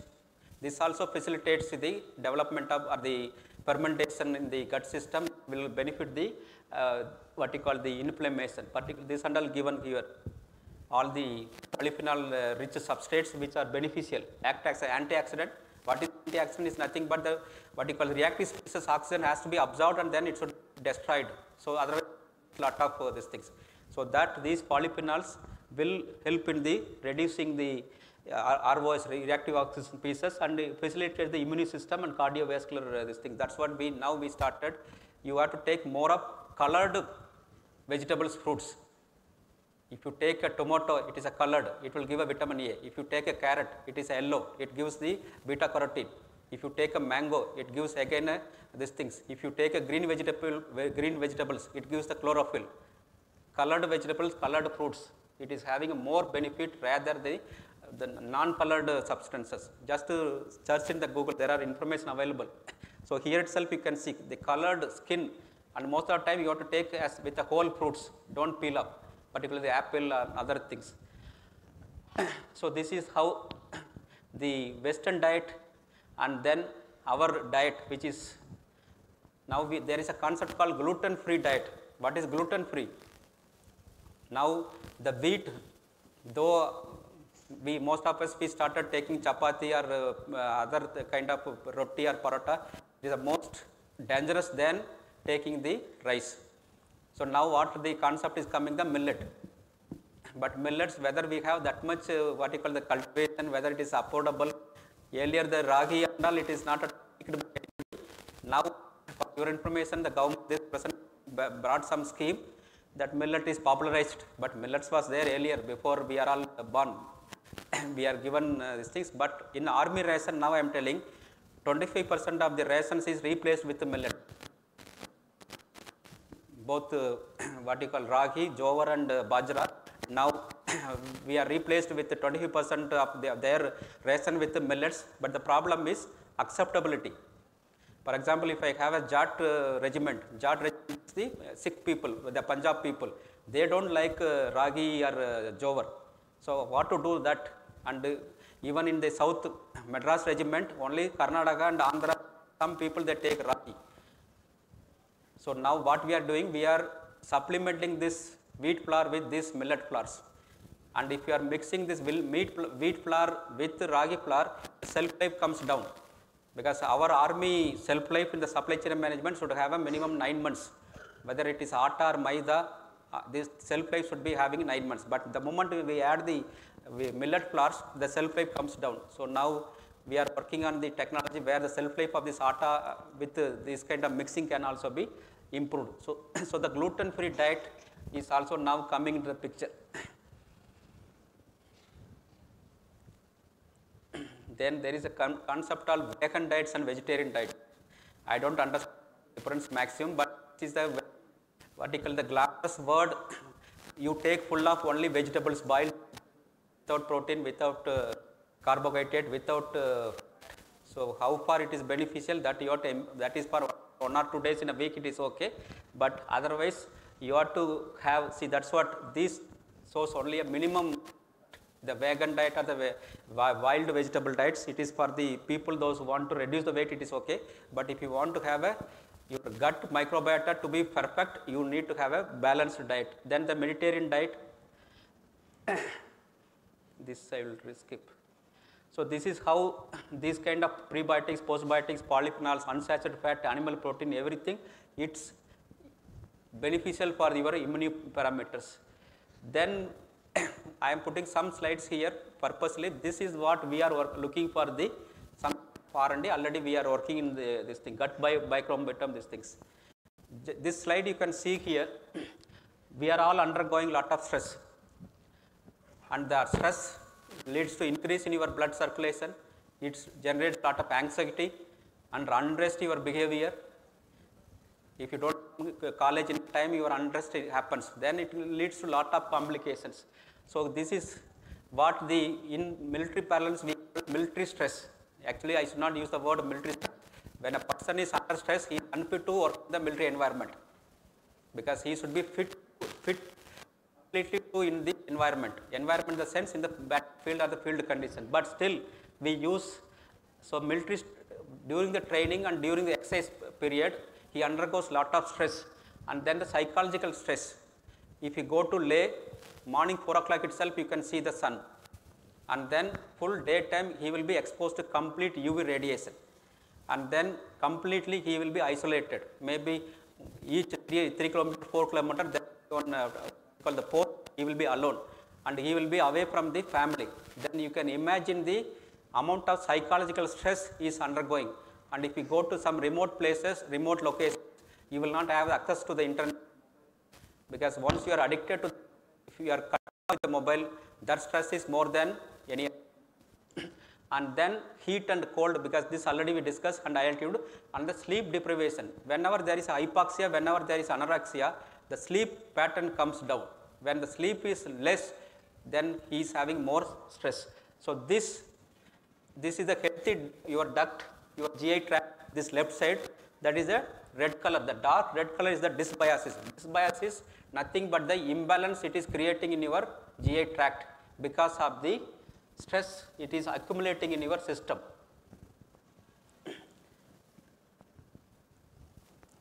This is published by the US Army Natic Center.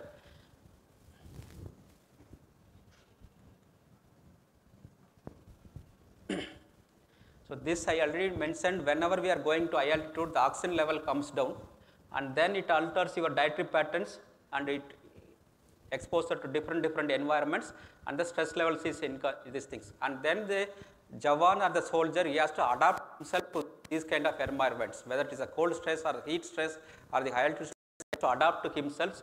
And then the energy metabolism, and then his negative energy metabolism set into that. And then there will be a change in the gut microbiota profile, and then the fermentation profile, and then so this is the gut microbiota. But those who are staying settled in the high altitude, particularly the Tibetan settlement, they are all genetically they are adapted to this kind of stress. You can see this is how much loads he is carrying, or he is carrying, but he is used to that. Even if he is walking vertically in the high altitude, he will not face any breathing problem. But if the moment if you go to Leh, you will feel, because oxygen level comes down, then you will have a breathing problem. This is the, because they are these things. So this genetic adaptation to hypoxia, low oxygen, and then low pressure also, because that's why the boiling comes down. And then their genetic makeup, it will have a more of these things. So what we are working on the studies for the validation of this pro and pre and postbiotics, in vitro studies, and then in vivo studies, that is animal model, cell model, and then we go trials, human trials, phase 1, phase 2, phase 3, all those things. So now we are developing prebiotics, postbiotics, and then now we are completed almost all the in-house evaluation, and then we are going for this thing. But when we are talking about this kind of research, there are some limitations, particularly those who are from the life science background. Most of us, we do the in vivo and in vitro research, and then we publish a paper without conducting the actual human clinical trials. Because I am in this field for the last 30 years, I used to criticize the people very forcefully, because the animal model studies cannot be directly interpreted with your human the expectations. Maximum the animal model or the cell line model results can be contemplated only up to 10%. The same thing you cannot be adapted, same thing cannot be possible with the human system, because our human genetics and human system is entirely different. That's why now these in vitro, in vivo model become outdated, so you have to go for the actual clinical studies. So we call this a human trials. To do the human trials, you need a human ethical committee approval. So that is again a big challenge, but there are now established norms, procedure, how to human ethical clearance. Suppose I am developing a new postbiotic one supplement. If I want to go and do with my army people or navy people, we have to get a approval from the Director General Medical Armed Forces Medical Services. That is a big exercise. Fortunately, in our case, they have given the approval by seeing the last 1 year work, everything. So the limitations are in vitro studies, behavior of cells might not correspond to the physiological condition, metabolic response of the real tissues. This message you should understand that the animal models and all can be only for the template which can translate into your actual work. And then in vivo studies, it is expensive, time consuming, and there are some ethical concerns. Even I don't know whether you have animal house here. To get a 6 animal for one research proposal, we have to present all the things, how you are going to store your animal, how you are going to, who will handle the animal. With due respect for the animal the protection people, there are a lot of human beings, they are dying in the road. We don't give much importance. But to get a scientific approval for this animal research, we are having a lot of issues. So that is ethical concerns comes here. There is one simple technology or the simple thing which is available in the world is, if you want to simulate your whole human digestion R&D, your whole human digestive R&D without going to in vivo, in vitro or human clinic, everything, this is one model called the SIME model. That is called a simulator of human intestinal microbial ecosystem model. This model is costing around 3.5 crore. It is available in the Belgium, so now most probably next month we are getting this model.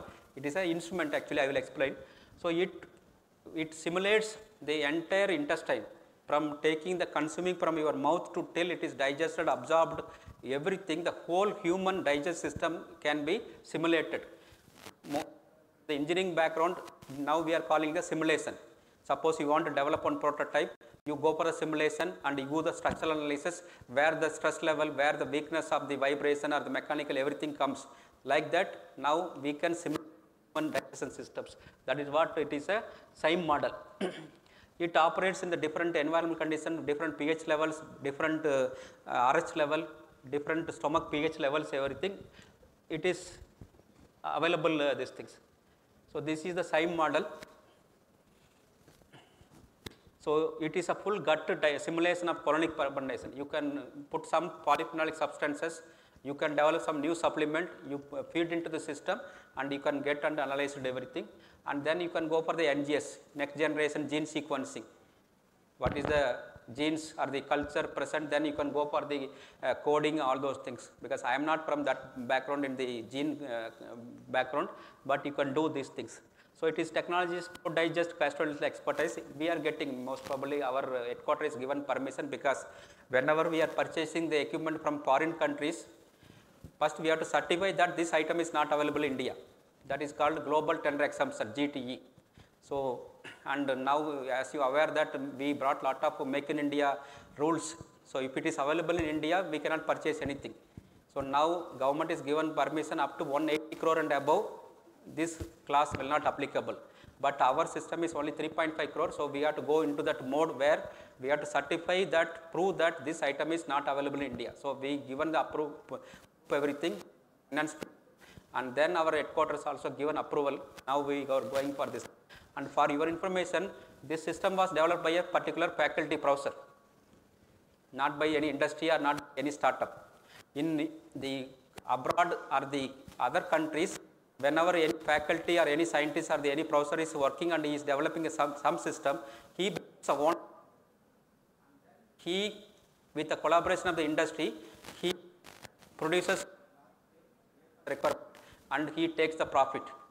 That is a university industry interaction, it happens. But in India, we don't have such kind of things because of various reasons. But in US or in other countries, Belgium and even other countries, whenever the scientist is developing any system, if it is matured, and then he can go for the commercialization. So this particular pro digest, this is done by on a professor. So this is the model, and so this is the schematic representation of the same model. So I welcome any faculty if is interested. Once it is installed, you can come and see this thing facility. So to understand these things, first time in India we are getting this facility. You may ask whether it will be that much useful. It is going to be that much useful. So another thing, we are going to create a chamber which can mimic or which can simulate your high altitude also. This we will put inside, for example, 14,000 or 15,000 or 30,000 high altitude you want to simulate, altitude, temperature, then the air velocity, everything we can simulate. So this system, if you are putting, the Jawan if he is working in the minus 40 at 18,000 feet, that condition we can simulate by using the system. So if you have the stomach and then you have a small intestine, it is not a living thing, it is artificial, and the skin, everything, it is almost equal to our intestine, GI tract, and then ascending colon, transverse colon and descending colon. Complete thing, and you have acid, and then you can put a pancreatic juice, all the cultures, everything can be developed here. So this is the applications of SIME. One is the probiotic efforts. Suppose you are developing some probiotics or prebiotics, you can evaluate in the actual system. No need to go for the animal ethics or human ethics. It can be these things. And you can also study the gut microbiota behavior of the systems or other things. And you can also do the kinetics. Kinetics is nothing but what is the rate of absorption, rate of bio. For example, today taken some breakfast. You might have taken some, that much food, that much nutrients are absorbed, because the absorption, bioabsorption, bioavailability depending upon again your gut microbiota. For example, morning 4 idli you are taken. 4 idli almost it gives around 450 kilocalories in terms of carbohydrate, then protein, fat, then what are the vitamins, minerals available, whether that much completely you have absorbed in your system and then it goes to your tissue circulation, that this system can this thing. So you are about the bioavailability, bioacceptability of nutrients also. So that, and the kinetics also, how it is these things, and then phytocardia, which can be these things. So this is about gut microbiota and these things.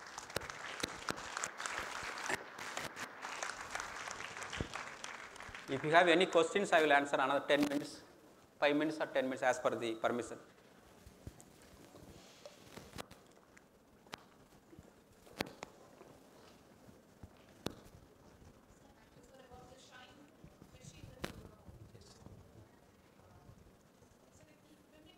Organ systems, like the picture depicted, stomach or gastric environment. What about the microbes there in those environments? Should it be incorporated every time for every kind of you just finish your question, then I will answer. Yes, sir. So should it be mimicked every time? Yes. And if so, then the actual gut microbiome differs for individuals. Yes. With different countries and different diet patterns. So how is it mimicked here at SHINE? For example, if you want to mimic the Indian population, you should have a background or the back-end study. So for example, if I am undergoing some treatment or anything, I should know what is my gut microbiota profile. I didn't explain everything because now in our lab itself around 20 volunteers we have taken and we are studying their gut microbial profile. And we are giving complete their breakfast, lunch, dinner, everything for them. And 3 months they will be in Mysore, and the next 3 months they will be in the Leh, that is high altitude around 12,000 feet. And again we are bringing back them, and how that gut microbiome changes in the Mysore, and then when they go to Leh, when they come back. So we have already taken their fecal sample, and that the NGS is going on, the gene sequencing or the gut microbiome sequencing is going on. So the same thing that what you call the organisms we will put in this system. Okay.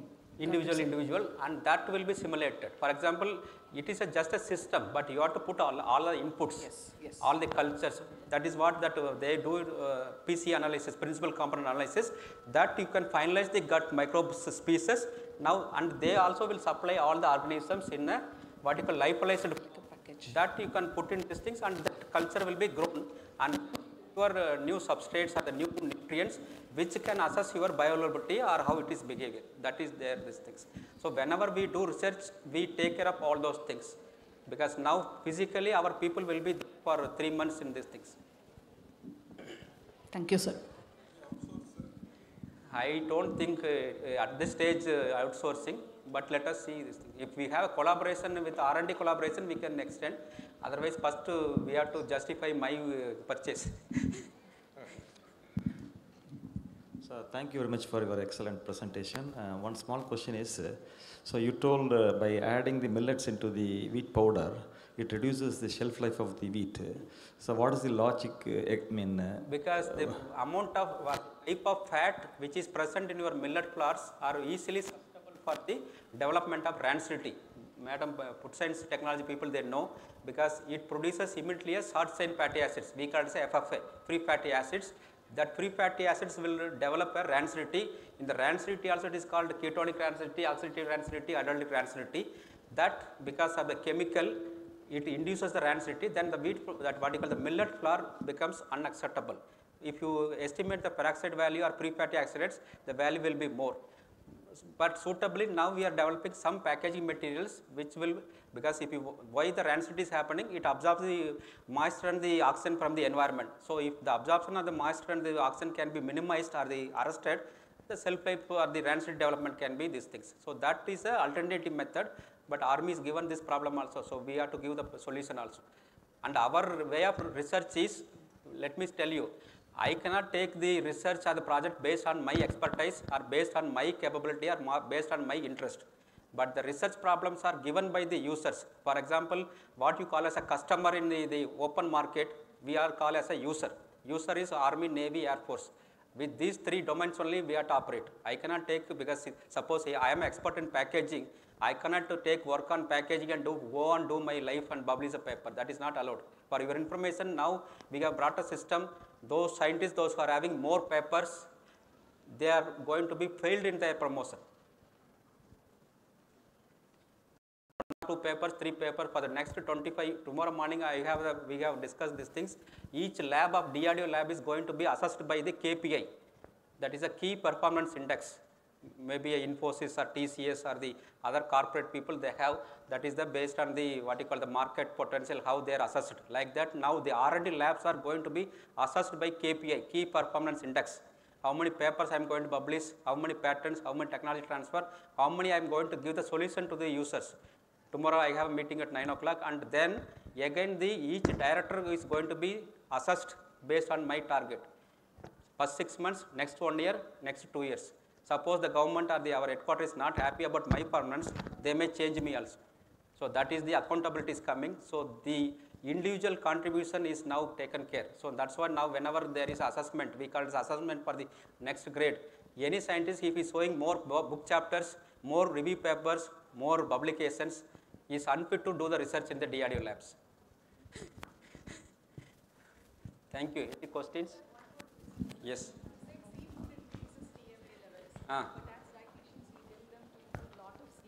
I am not discouraging not to take seafood. If you are, see, there is a first thing I tell you, the amount of non-vegetarian what we are taking is very, very minimum, because we are all orthodox, religious, spiritual people. We don't take morning itself non-vegetarian people. Maximum we take Tuesday or Sunday, whatever may be. My message is, you should not only loaded with your stomach with only the seafood or non-vegetarian products, but have some kind of consciousness and awareness whenever you take a more kind of seafood, particularly from the marine saltwater fish. That is, it is a thumb rule. Most of the people, they know that if you are taking the marine saltwater fish, you will get a problem. But the other side, if you are taking some kind of this thing, what you call seafoods, omega fatty acid is coming from seafood. That is also there. Omega fatty acids for the brain development. Your diet is going to influence your personality. Your diet is going to influence your performance. Your diet, your food intake, your behavior, everything depends upon how you are taking your these things. So eat healthy foods and don't go for the junk foods, but it is a pre-advice, nobody will take, but still I am telling. Any more questions? Yes, that's what. Thank you. Thank you very much. Thank you, sir, for your fascinating information about gut microbiome and its potential for human health and how our lifestyle affects gut microbiota, also how to prevent our gut. Let us make every moment an opportunity to learn, grow and inspire. Now, I would like to welcome Dr. B. Ramesh, Associate Professor, Department of Biochemistry, PSGCAS, to introduce our renowned chief guest, Dr. P. Santanam, Professor, Marine Planktonology and Aquaculture Laboratory, Department of Marine Science, Bharathidasan University, Tiruchirappalli, Tamil Nadu.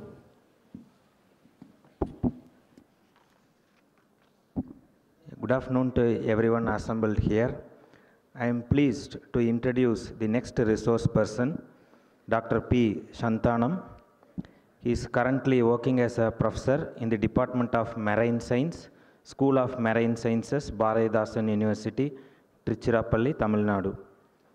He completed his MSc, MPhil, PhD in Marine Biology from the Center of Advanced Study in Marine Biology, Faculty of Marine Sciences, Annamalai University, Tamil Nadu. His specialization of interest is marine planktology and aquaculture. His areas of research expertise include taxonomy, biodiversity, biology, biochemistry, and nanobiotechnology of marine plankton, ecology, ecotoxicology, and bioremediation of marine plankton, mass production and application of marine plankton as live feed in aquaculture, and sustainable aquaculture practices such as biofloc, aquamimicry, aquaponics, RAS, and IMTA. He has over 16 years of teaching and 20 years of research experience. He was worked as assistant professor in the College of Marine Science and Technology, State of Eritrea, Northeast Africa. He also worked as JRF, SRF, and research associate in MOEF and CC, ICAR, and DCI Government of India sponsored research projects.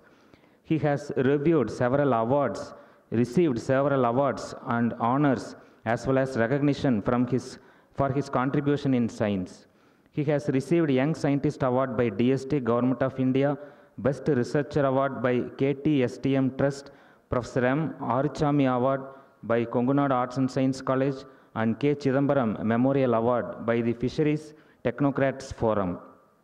He is Scientific Advisory Committee member for Rajiv Gandhi Center for Aquaculture, MPEDA, Government of India, advisor for MSSRF and Reliance Foundation. He is a member of board of PG and PhD examinations in various universities. He is a member in Technology Expert Committee of Aquaculture and Marine Biotechnology of DBT, Government of India, and serving as reviewer of major research project proposal submitted to DBT, Government of India, Kerala State Council for Science, Technology and Environment, Government of Kerala, and Goa State Research Foundation, Government of Goa. He is also a member of Postdoctoral Fellowship Proposal Review Committee, UGC. He is serving as editorial board member in nearly 5 national and international journals and a reviewer in over 25 national and international journals. Dr. P. Santanam has received totally 13 major research projects funded by various funding agencies like UGC, DST, DBT, MOEF and CC, MOES, SERB, ISRO, and Tansky, Government of Tamil Nadu, as well as United Nations with a total budget of 6 crores. He successfully completed 8 major research projects and currently running 4 projects.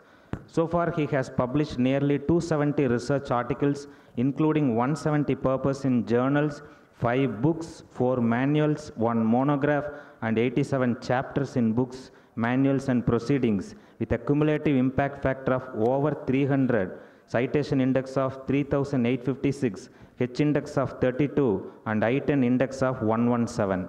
He has submitted more than 80 gene sequences on marine plankton and microbes.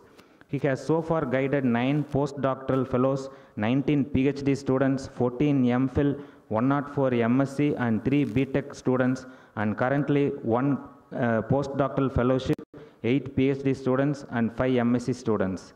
He is serving as an examiner for various universities and so far adjudicated 70 PhDs, 20 MPhil, and 60 MSc theses.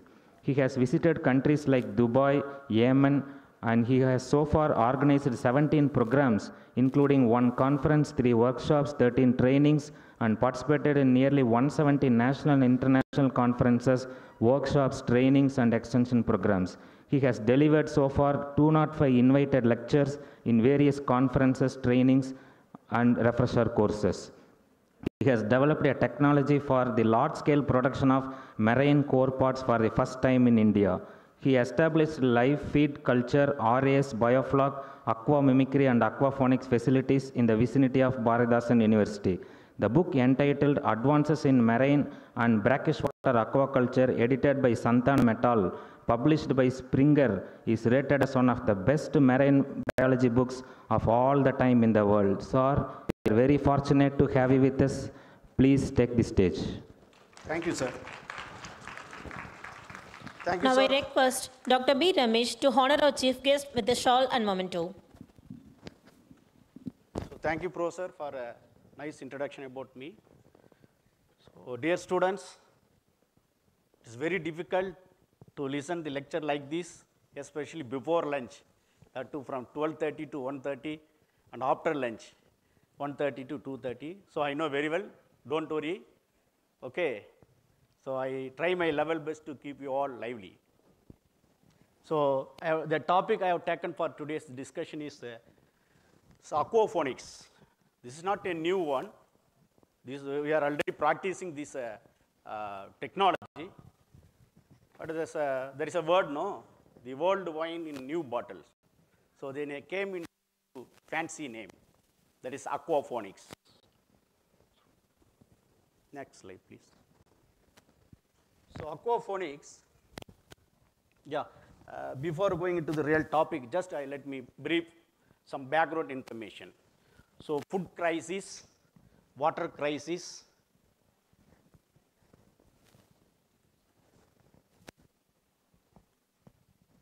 not changing.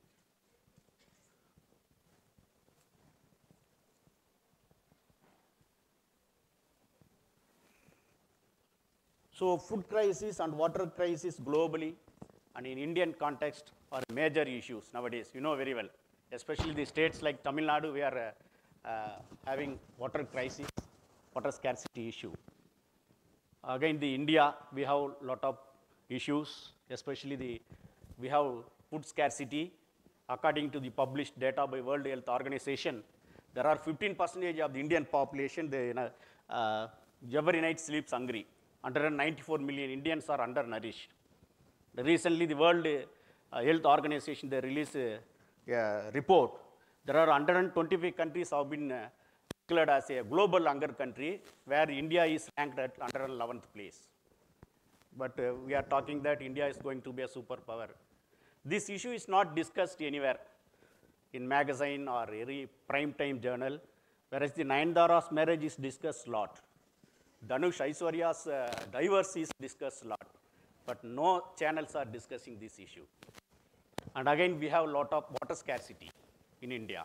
So this food scarcity, water crisis, scarcity is a major issue if you talk about the food security or employment opportunity.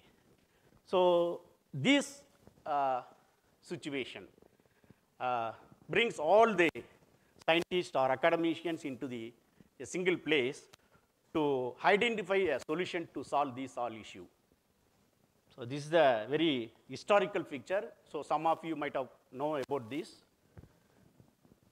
A famous South African photojournalist, Mr. Kevin Carter, Kevin Carter is best photography award for this picture. Actually, this picture was taken up by this fellow when he was visited Sudan in 1993, for which he received the best photography award. But after receiving the best photography award, there are a lot of criticism about Kevin Carter, so that he committed suicide. Do you know why he committed suicide? See, in this picture, there is a Sudanese girl child. In all African countries, undeveloped countries, the noon meal is served in UN camp, in international camp. Actually, the Sudanese girl child, she is going towards the UN camp where the noon meal is served. Before reaching the destination, the girl child she is almost dying. There is a vulture behind the child to eat her after her death. She died. Instead of taking this picture, he helped this Sudanese girl child. She saved. This is a real story. It's going on in all African countries. Even in India, we have a lot of food scarcity, which is not focused, which is not debated in any magazine or print time journal. Is there any solution to solve this issue? Yes, we have. We have very good resources with us, but we are not properly utilizing the resources. We are not going for sustainable utilization. We are over-exploiting the resources so that we are facing the food scarcity, water scarcity issue. So it is reported that the agriculture under which the aquaculture or fisheries is coming is a potential source of solving this all issue, whatever issue we have discussed so far. Unfortunately, the failures in monsoon rainfall, there is no water for irrigation. Of course, we are struggling to get the water for drinking, domestic purpose. There is no water for irrigation. Then how you can culture the fish? That is a major issue. As Dr. Kumar sir is rightly said, fish is a balanced diet. I have an answer here. The Keralites and Bengal, they are the most brilliant people in India. The people from Kerala and Bengal, they are very, very, very brilliant people. As Sari is rightly said, one reason is coconut. The main reason is fish. These two people, they are every week, their daily diet, there will be a fish. Thrice or twice if you consume the fish, as a fish is providing all essential nutrients, omega-3 fatty acids, protein, vitamins, minerals, enzymes, pigments, so that fish is called balanced diet, complete diet, whereas the milk is not at all complete diet. Milk is deficient with selenium, a important mineral, which is highly essential for brain development, whereas the fish has all essential nutrients, so that it is popularly known as diet and four-man diet. So as you know well, we are struggling to get the water for irrigation, so that because of the failures in monsoon, our farmers are committing suicide, because their major profession or major income is farming, agriculture. So in this situation, how to culture the fish, how to culture the vegetables, so that now the aquaponics is coming into the practice. Aquaponics is nothing but is a method of growing agricultural food crops and fish together in a combined system, in an integrated way. Through an integrated way, we can grow the fish and vegetables using less water, without using soil or less soil. Using the wastewater, we can grow the vegetables and fish in a combined method with small space. That is aquaponics. So that we will get two products. One is vegetables, other one is fish. What is the need for aquaponics? We have traditional agriculture practice, traditional aquaculture practice. Then what is the need for aquaponics? Because aquaponics, it requires less than 2% of the water than that used in traditional farming. We need only less water, only less than 2% of the water. You know very well, we are struggling for water. So it is very promising techniques. You can grow fish, vegetables with less water or even wastewater. The water is recirculated here. That is the added advantage. We can use the water, repeatedly the same water will be used by filtering the water through some filters, mechanical filters or biofilters, something like that. And here you will get two crops. One is fish, other one is vegetables. Moreover, it is highly nutritious food. Fish is highly nutritious food. And we can select the vegetables based on your requirement, locally available. Okay. And last but not least, it is environment friendly technique, which is not affecting environment. Because we are not discharge water, any wastewater through this method, and even available any less amount of water discharge that will be used for other purpose, some horticulture purpose. As the aquaponics having lot of advantages, now this aquaponics is becoming boom in India, and the states like Kerala, West Bengal, and northeastern states like Assam, Meghalaya, Sikkim, they are doing excellently this aquaponics in their home terrace, as like Madi Thotam. Same way you can do this business. You can develop your own requirement and you can sell into the local market. Okay, and this Coimbatore is an ideal place where you can develop this system in urban areas like Coimbatore and using the wastewater. This is how the aquaponics works. It's very simple principle. You can grow the fish, that wastewater, the fish will excrete the waste, fecal matter, excreta. That is a rich source of nitrogen and phosphorus, which is used as a fertilizer by the plant. That water will transfer to the plant bed, where you can grow the vegetables or any crops, and you can grow the vegetables. And again, this water will come to the fish tank. It is recirculated. Here, there is another one important organism is involving here. That is nothing but, as Dr. Kumar sir he has given excellent lecture on gut microbiota. Here, that gut microbiota is a probiotic bacteria. That a beneficial bacteria which can convert the toxic waste like ammonia into nitrite and nitrate. That nitrate will be a fertilizer for the vegetables to grow. So here, the bacteria is involving. There is a symbiotic relationship between these crops.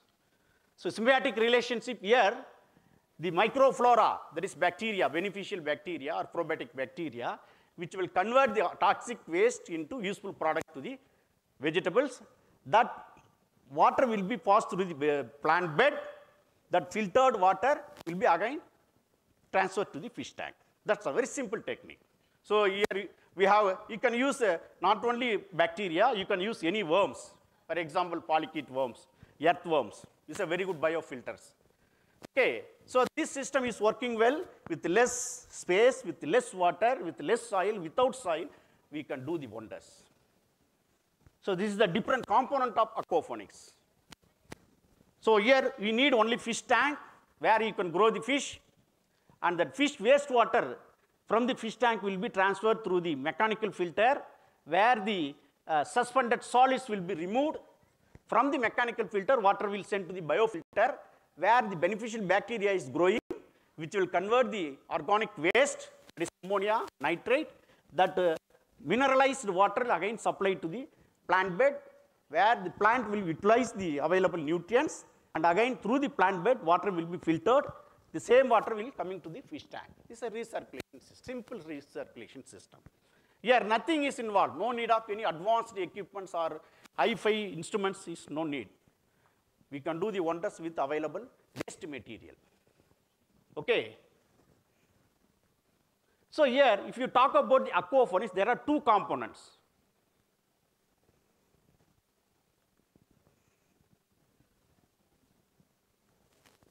So aquaponics involves fish culture and vegetable plant culture. Here there is hydroponics. There is another component called hydroponics where the vegetable plant will be growing. If you want to grow any vegetables or plants, there are three different methods are available. One is NFT, nutrient film technique, DWC, deep water culture, or floating wrapped system. The third one is MBS, media bed system. We can culture the some plants, some vegetables like greens, green grams, something like that, through the NFT method. That is a nutrient film. Nutrient film technique is nothing but it uses the horizontal or vertical pipes, it's made up of PVC or whatever may be, with shallow streams in which the nutrients will be flowed, the water will be passed through the vertical or horizontal pipes. While water passing through the tubes, the available nutrients will be absorbed by the plant, where you can plant the, see there is plants in the tubes.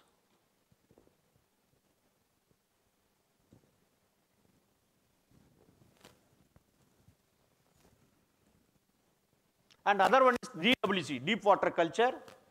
Here actually we need only the tank and styrofoam sheet, that is thermocol sheet, where you can make a hole and you can germinate the seed, and you can, that root will be submerged into the water. The pots will be exposed to the atmosphere. The root will absorb the water, available nutrients in the water, it will grow. For example, in DWC, we can grow the water plant, cabbage, broccoli, spinach. These plants can be cultured in this method. The third one is media bed system, as like our traditional system, using the some gravel or expanded clay, that is hydroton. It's made up of clay material. It is reusable. You can use this hydroton for a very different system.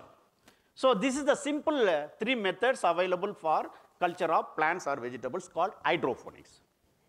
So like this is a principle behind the different techniques like NFT. Okay, this is the commercial nutrient film technique. There are some companies, large scale companies are doing this business. If you go to Bangalore, Mysore, they are doing excellently this hydroponics or aquaponics. So this is a beetroot. We can grow the beetroot, tomato, cabbage, okay, broccoli, greens, grams.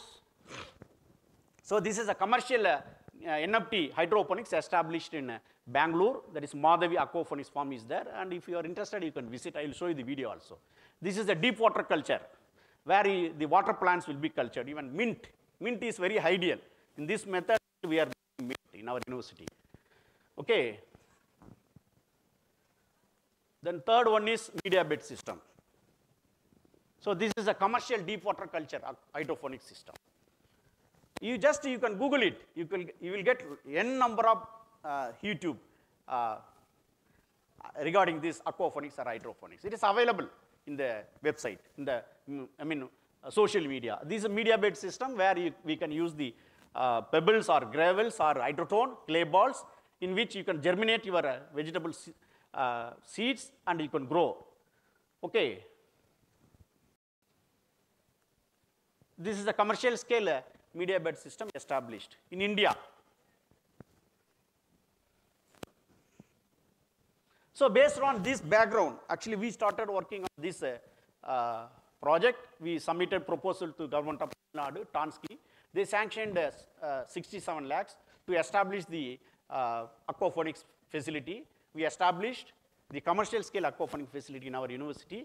We cultured the fish like sea bass, Latus calcaripus, there is Kodua and gift tilapia. There is one genetically improved formed tilapia is there. Tilapia we know, which has fish. Whereas this gift, you can try, there is no odor. It is very highly delicious fish, gift tilapia.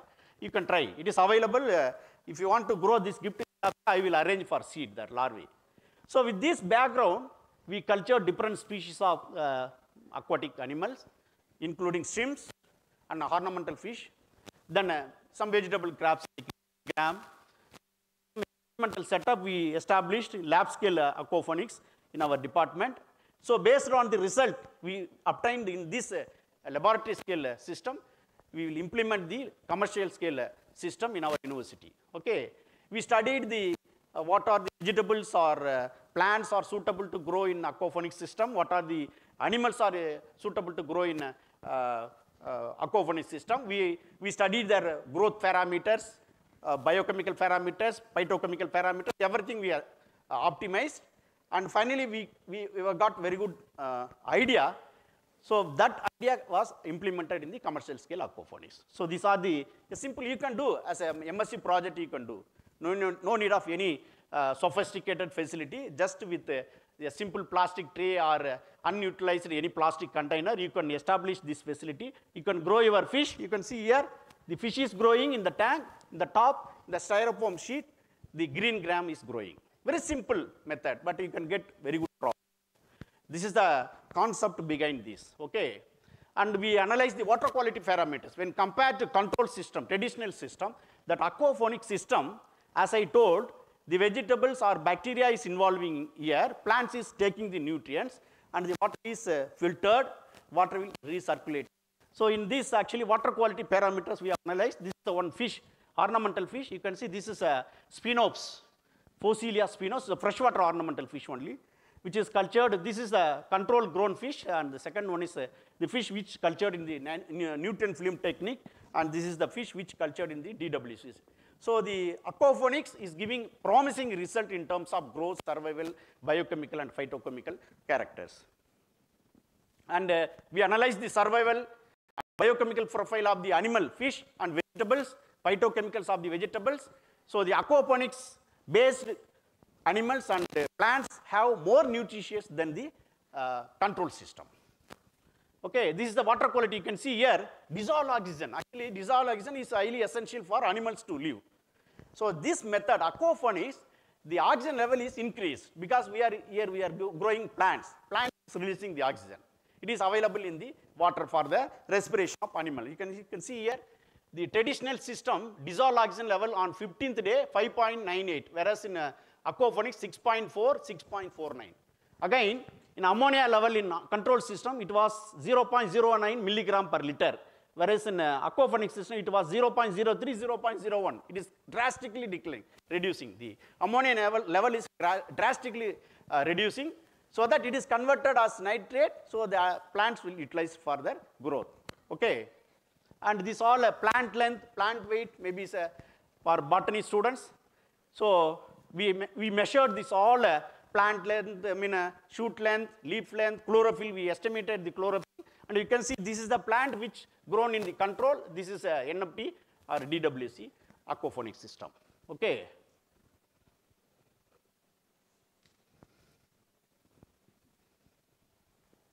Someone can help me, please. This is not working. Yeah, this is the previous one. Previous. Yeah, next. So this is the tilapia. This is Oreochromis niloticus. This is not gift. This is Oreochromis niloticus. So this one, which cultured in the control system, this is aquaponic system. You can see the size of the animal. The same period, experiment culture period, the same size, stocking size, but the aquaponics is giving very promising results in terms of growth and also survival. Okay, and we also tried with some millet. And next slide, please. And we also tested with mustard. Next. This is a shrimp. We cultured this shrimp. Penaeus venami. It is cultivable in both freshwater, brackish water, and seawater. We have got very good result in aquaponic system. The same stocking size animal, same duration, culture period. We got 11 centimeter length, 6.27 gram weight in aquaponic system. Whereas the same animal, which will attain only 10.1 centimeter length, 4.61 gram in growth, weight. So it clearly shows that aquaponics is giving promising result, so that the farmers can implement. Next slide. And we also tried with some Amaranthus viridis. Next. And this is the water quality parameters. Next slide. The CBOS, Latus calcarifer, that is a very commercial important species. Kodua mean, it is called kodua. And a very delicious fish also, sea fish, which has very good omega-3 fatty acid. So we cultured this species, this is for 21 days only. We got a very good result in aquaponics. In the fish which attained 5.97 centimeter length and 4.86 gram, whereas in what is called a traditional system. Even weight also comparatively higher in the aquaponic system compared to control. This is control. The last one is aquaponic system. Next slide. We also tried with chickpea and mangrove also. Mangrove is a very good plant which can absorb more carbon dioxide, so that it is popularly known as blue carbon plant. We tried with mangrove and chickpea, which give very good result. Next slide. Next. So yeah, actually in vegetable is concerned, tomato is growing excellently in aquaponics system. We cultured, we harvested the tomato. The taste is really different, which is growing in aquaponics compared to traditional system. And country tomato we cultured. This is the growth parameter. We have one woman scientist working with me. She is doing her work in this aspect. She is actually basically plant biotechnologist.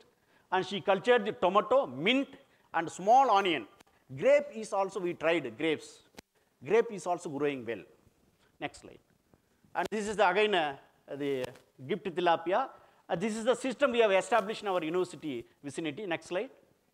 Yeah, actually it is a Tonsky funded project. We constructed the greenhouse 25 into 50, 25 feet, 50 feet, 25 into 50 size greenhouse. We constructed. Inside the greenhouse, we established the what is called aquaponics facility. So we have 9 fish tanks and we have all hydroponics system, NFT, DWC and MBS system we established. Next slide. This is a system actually we have proposed to the government of Tamil Nadu, they sanctioned. And this system taken as a model, now the government of Tamil Nadu, they are going to implement this scheme as a rainwater harvesting system. We have given our recommendation also. Recently the government of Tamil Nadu Higher Education Secretary visited our facility and he is very much interested to implement this scheme as a rainwater harvesting system. This is a fish tank where we can, at a time we can grow the different species, 3 different species, sea bass, gift tilapia and shrimp. And other side we cultured the tomato, small onion, green chili, mint, different variety of. This is a facility we have established in our university. Next slide. This is a video.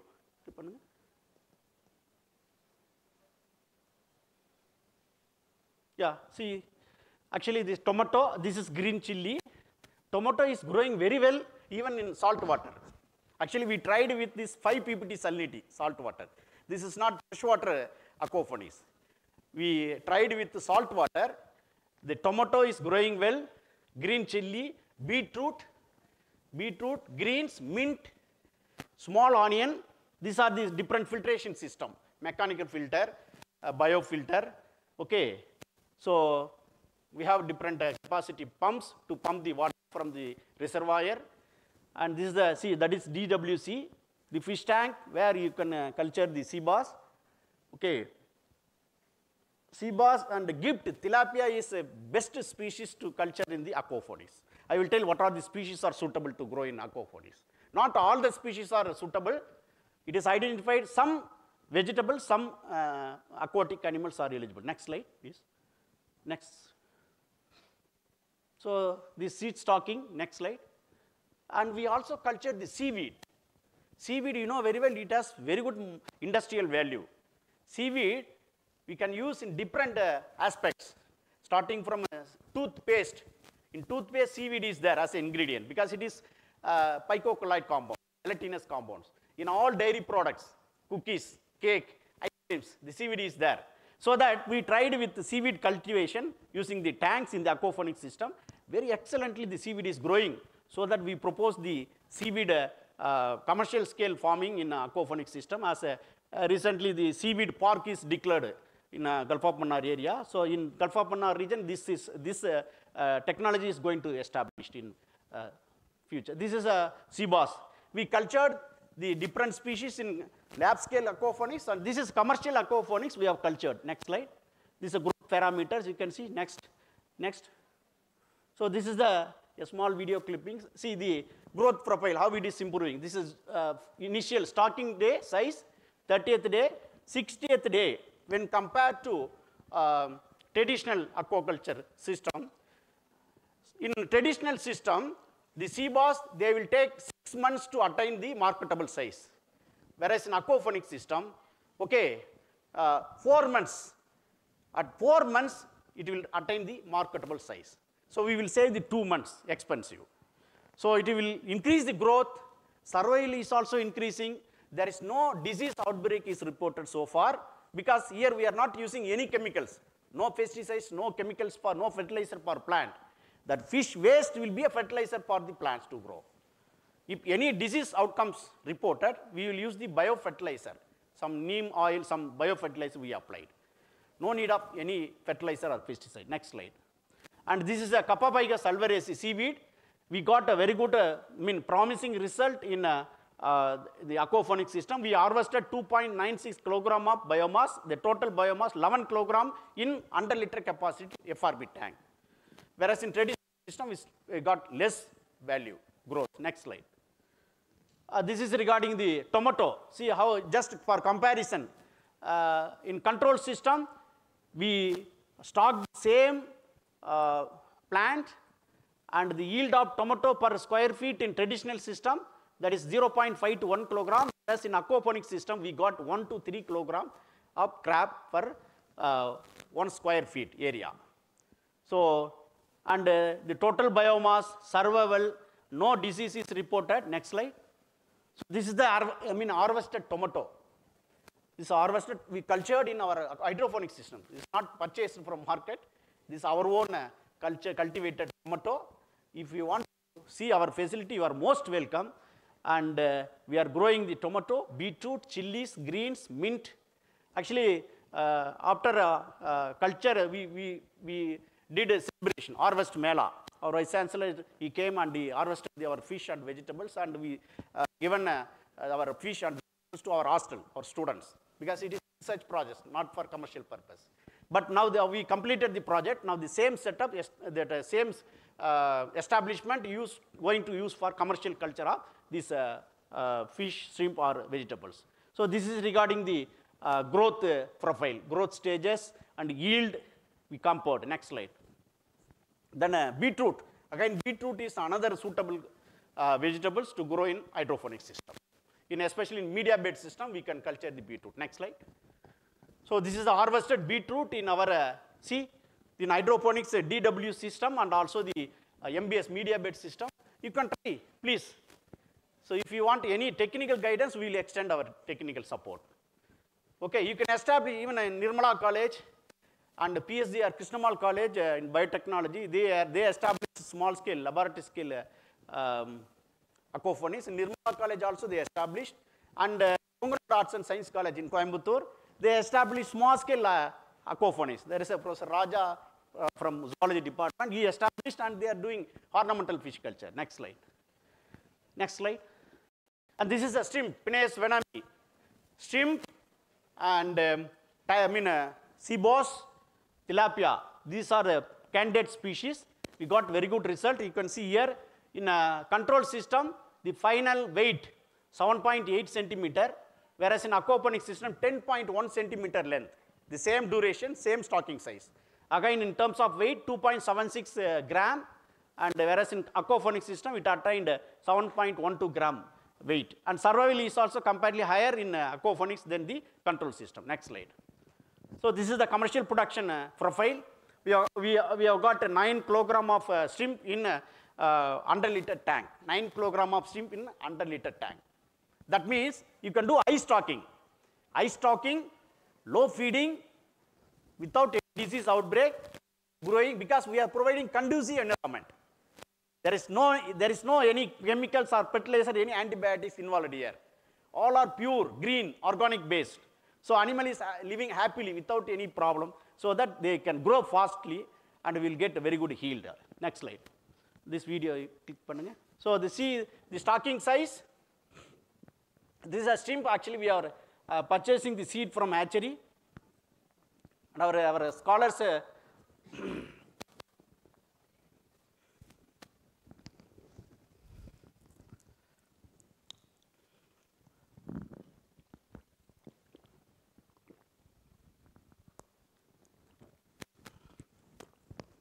Next slide, please. Next. And we also tried with some salt marsh. This is actually salt tolerant plant, salt marsh. It is edible. It is rich in iodine. The pickle is prepared out of this plant, as like mango pickle, ginger pickle. It is a salt marsh, salt plant. It is available in the coastal area, and it is edible to human. So we cultured this species also in our hydroponics facility. It is growing well, and we prepare the pickle also out of this salt marsh plant. So you can try, okay, so that it is very interesting, and you can develop, you can generate your own income, family income. You can fulfill your own requirement of vegetables and fish. If any excess available, you can sell into the local market. Okay, next slide. So these are the vegetables. As I said earlier, not all vegetables are suitable to grow in hydroponic system. The listed vegetables, you can see tomato is standing first. Tomato is growing very well, you can see, followed by peppers, capsicum, cucumber, beans, peas, broccoli, cauliflower, greens, beet. These all vegetables, it is tried laboratory level and also commercial scale level. And in Kerala, if you go to Kerala and some part of Maharashtra and northeastern state, they are doing excellently. Even in Trichy, we have provided the training also. One trainee attended the training in our campus. She established the small scale aquaponics facility in his home terrace. We have visited. He is doing excellently. He is growing the carp fish with the tomato. Next slide. These are the fish suitable to grow in aquaponics. First, the tilapia is a highly candidate species to grow in aquaponics. It's a very hardy species. Okay, followed by salmon, trout, and catfish also you can grow. Snapper, grouper, and sea bass. This is koi carp. Koi carp. And in shrimp, we can grow the tiger shrimp, Penaeus monodon and Penaeus venami. Okay, next slide. So we have conducted the training.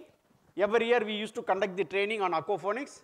And we invited the school students, college students, and self-help women and unemployed youth from nearby areas, Trichy surrounding area. We trained them. So one trainee attended training in our university. He established his own aquaponics. This is actually, we conducted the training jointly with the Kaveri College and also Krishnamal College. That is Professor Archana in biotechnology. So she called us and we went and we given training, and she established the laboratory scale aquaponics in our department. So we are regularly conducting the training. Next slide. He is Raja. I told no. He established previous in Kongnad Arts and Science College. The next slide. And a scientist from Taiwan, National Taiwan Ocean University, Professor Jiang, he visited. And the director of Central Institute of Brackish Water Aquaculture, SIBA, Dr. Kuldeep Law, he visited our facility. After seeing our facility, he established his own aquaponics in the National Institute, SIBA, Chennai. If you go to Chennai, it is located at Muttukadu, place called Muttukadu. Head office is located at Raja Annamalapuram. You can see the facility. And the school students, they came, they got trained in our facility. And we are regularly providing the training and even demonstration to different needy. Next slide. This is I told no, there is a Madhavi Aqua Farm. Just click pannunga. In Bangalore.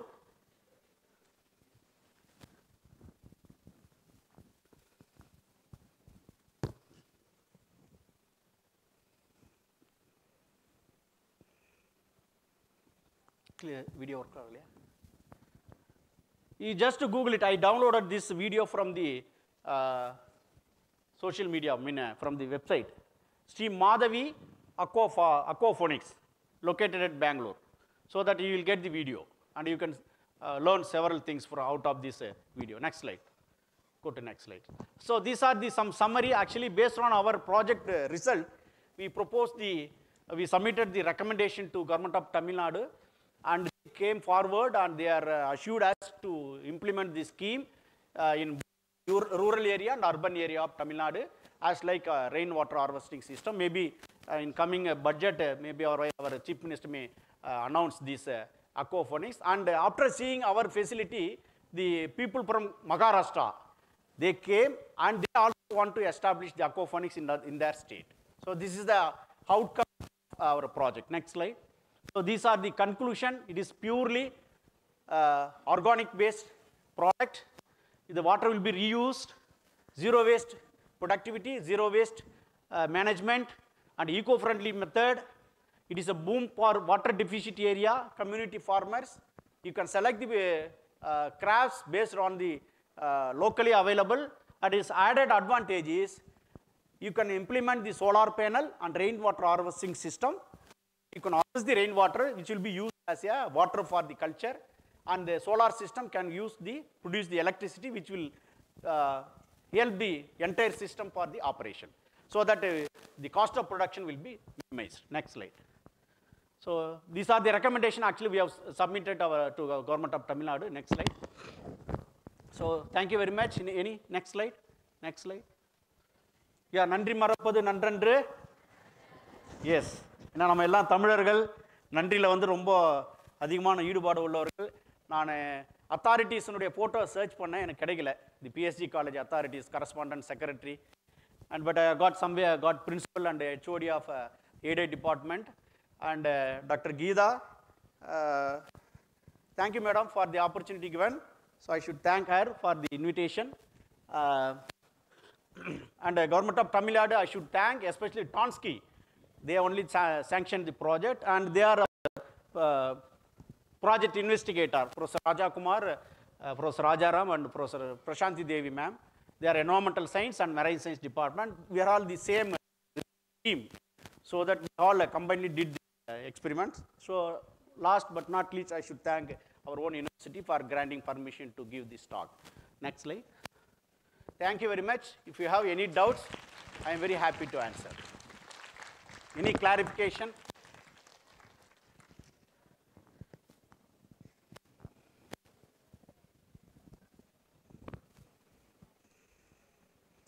So it is really highly beneficial, highly profitable business, so that you can recommend to your near and dear. It is applicable for any area, urban and rural area. Yes, madam. Yeah, in states like Kerala, in some part of Andhra Pradesh, Maharashtra, especially northeastern states, Assam, Meghalaya, Sikkim, they are doing excellently as a commercial scale. As I said, in Bangalore, there is one commercial scale farm, aquaponics. I have that video, but it is not working. You just Google it, Madhavi Aquaponics Farm, where they are growing different vegetables with different fish species. What about rice and wheat, sir? Rice and wheat, is it possible? What, madam? Rice and wheat. Yeah, we can grow rice and wheat also. Rice, even we culture the mangrove. Mangrove is a higher plant. Rice is also we can grow. We have a salt tolerant rice with us. That rice you can use for this hydroponic system. Wheat, rice. Okay, short term crop is suitable instead of long term crops. It is highly beneficial, environment friendly, so that it will be implemented, so that we have given our recommendation to government. So soon the government will declare. 1 week, sir. Yes, yes. 1 week is enough, sir. Yes. Ama, sir. அதெல்லாம் ஒன்றும் gain ஆகலையே, மக்கள் மத்தியில் போய் இல்லை, சேரவே there is no much awareness, sir. That மாடி தோட்டம், roof gardening, aquaponics, really it is a beneficial business system. But I don't know why our people are not showing interest. Whereas the Keralites, Bengal, and other Andhra Pradesh, they are always interested to do this all. Whatever innovation comes, they are the first state people who is implementing these all schemes. Whereas Tamil Nadu is, we are always very slow because we are trained to purchase, not trained to produce. நாம வந்து எப்பவுமே கன்சியூமராகவே இருக்கிறதுக்கு விரும்புகிறோம், ப்ரொடியூசராக இருக்கிறதுக்கு விரும்புறது இல்லை.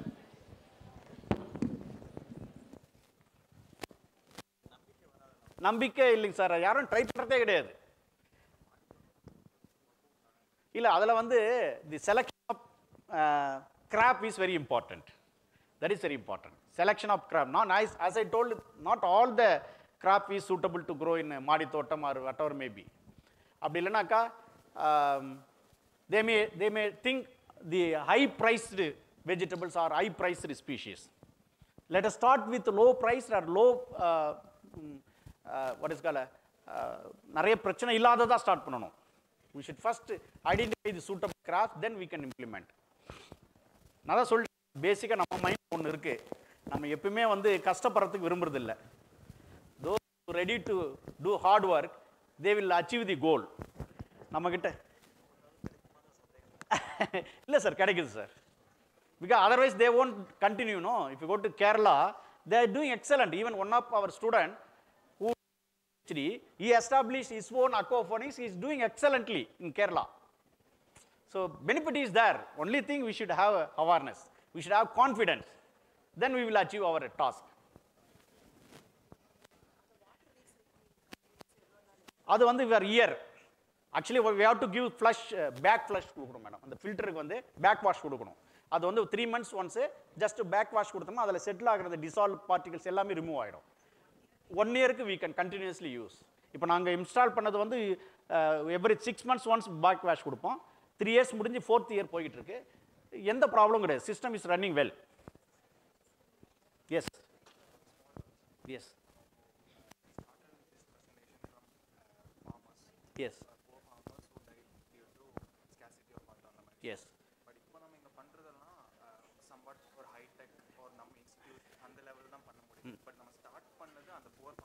Yes, yes. No. Why in the first slide I told that there is a food scarcity, water scarcity. Okay, there is a malnutrition. How this system can help this issue? So this aquaponics, where we can use the less amount of water, less volume of water, where the scarcity is there, system is more appropriate the place where water scarcity is there, because the same water we are reusing. We are not, every time we are not using water, fresh water. The same water will be reused, so that there won't be any water scarcity issue is coming here. Yes, the education awareness is very important, because they are not doing a scientific way. Just like they are starting, if they are made any failures, they will drop their plan. But we have to do, this is aquaponics, a scientific way of culture. None of the farmers are knowing about the importance of bacteria, probiotic bacteria. They thought that if you stock the fish will grow automatically. Not like that, no.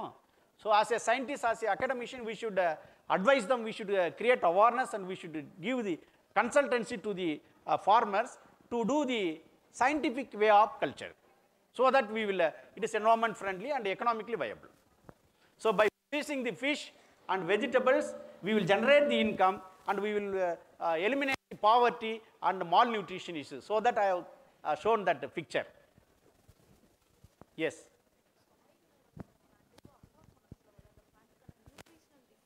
Yes, I have analyzed the nutritional characteristics of the plant, phytochemicals, chlorophyll, and protein, carbohydrate, lipid in fish. The plant growing in aquaponic system has more nutrients than the traditional system. That is the reason. So the reason may be that fish waste is a potential source of nutrients when compared to fertilizer or pesticide. So that only there is a traditional way of culturing, that's all. If you Kanyakumari area, they are using fish fertilizer. They are preparing the fish fertilizer, liquid fertilizer out of the fish waste. That will be a very good biofertilizer without affecting the environment. We will get the more benefit in terms of production.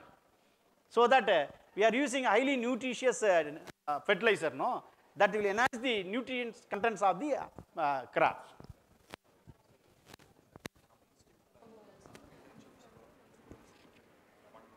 We are giving an internship also. Even now also some of our students are doing this. So if you are interested, you are most welcome. You can come through your HOD, your college, so that we will give a short-term training, a long-term training like as an internship. And if you wish to do your project, you are most welcome. You can do the project. We have this system. Thank you, sir, for your insightful words. You have enlightened us about a sustainable aquaculture production system. Now I request Dr. B. Ramesh to honor our chief guest with a shawl and memento.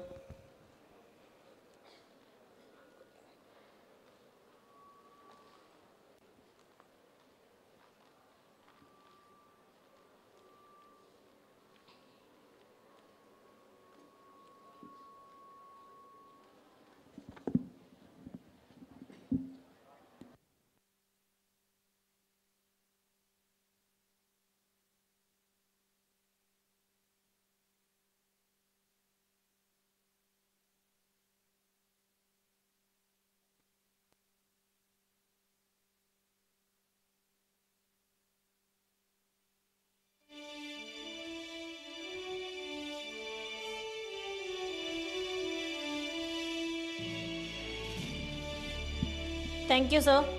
It's time for lunch. For the participants, lunch is arranged behind the auditorium. Kindly assemble in the auditorium by 1:45 p.m. The participants of poster presentation are requested to assemble in the Brahma Hall after the lunch.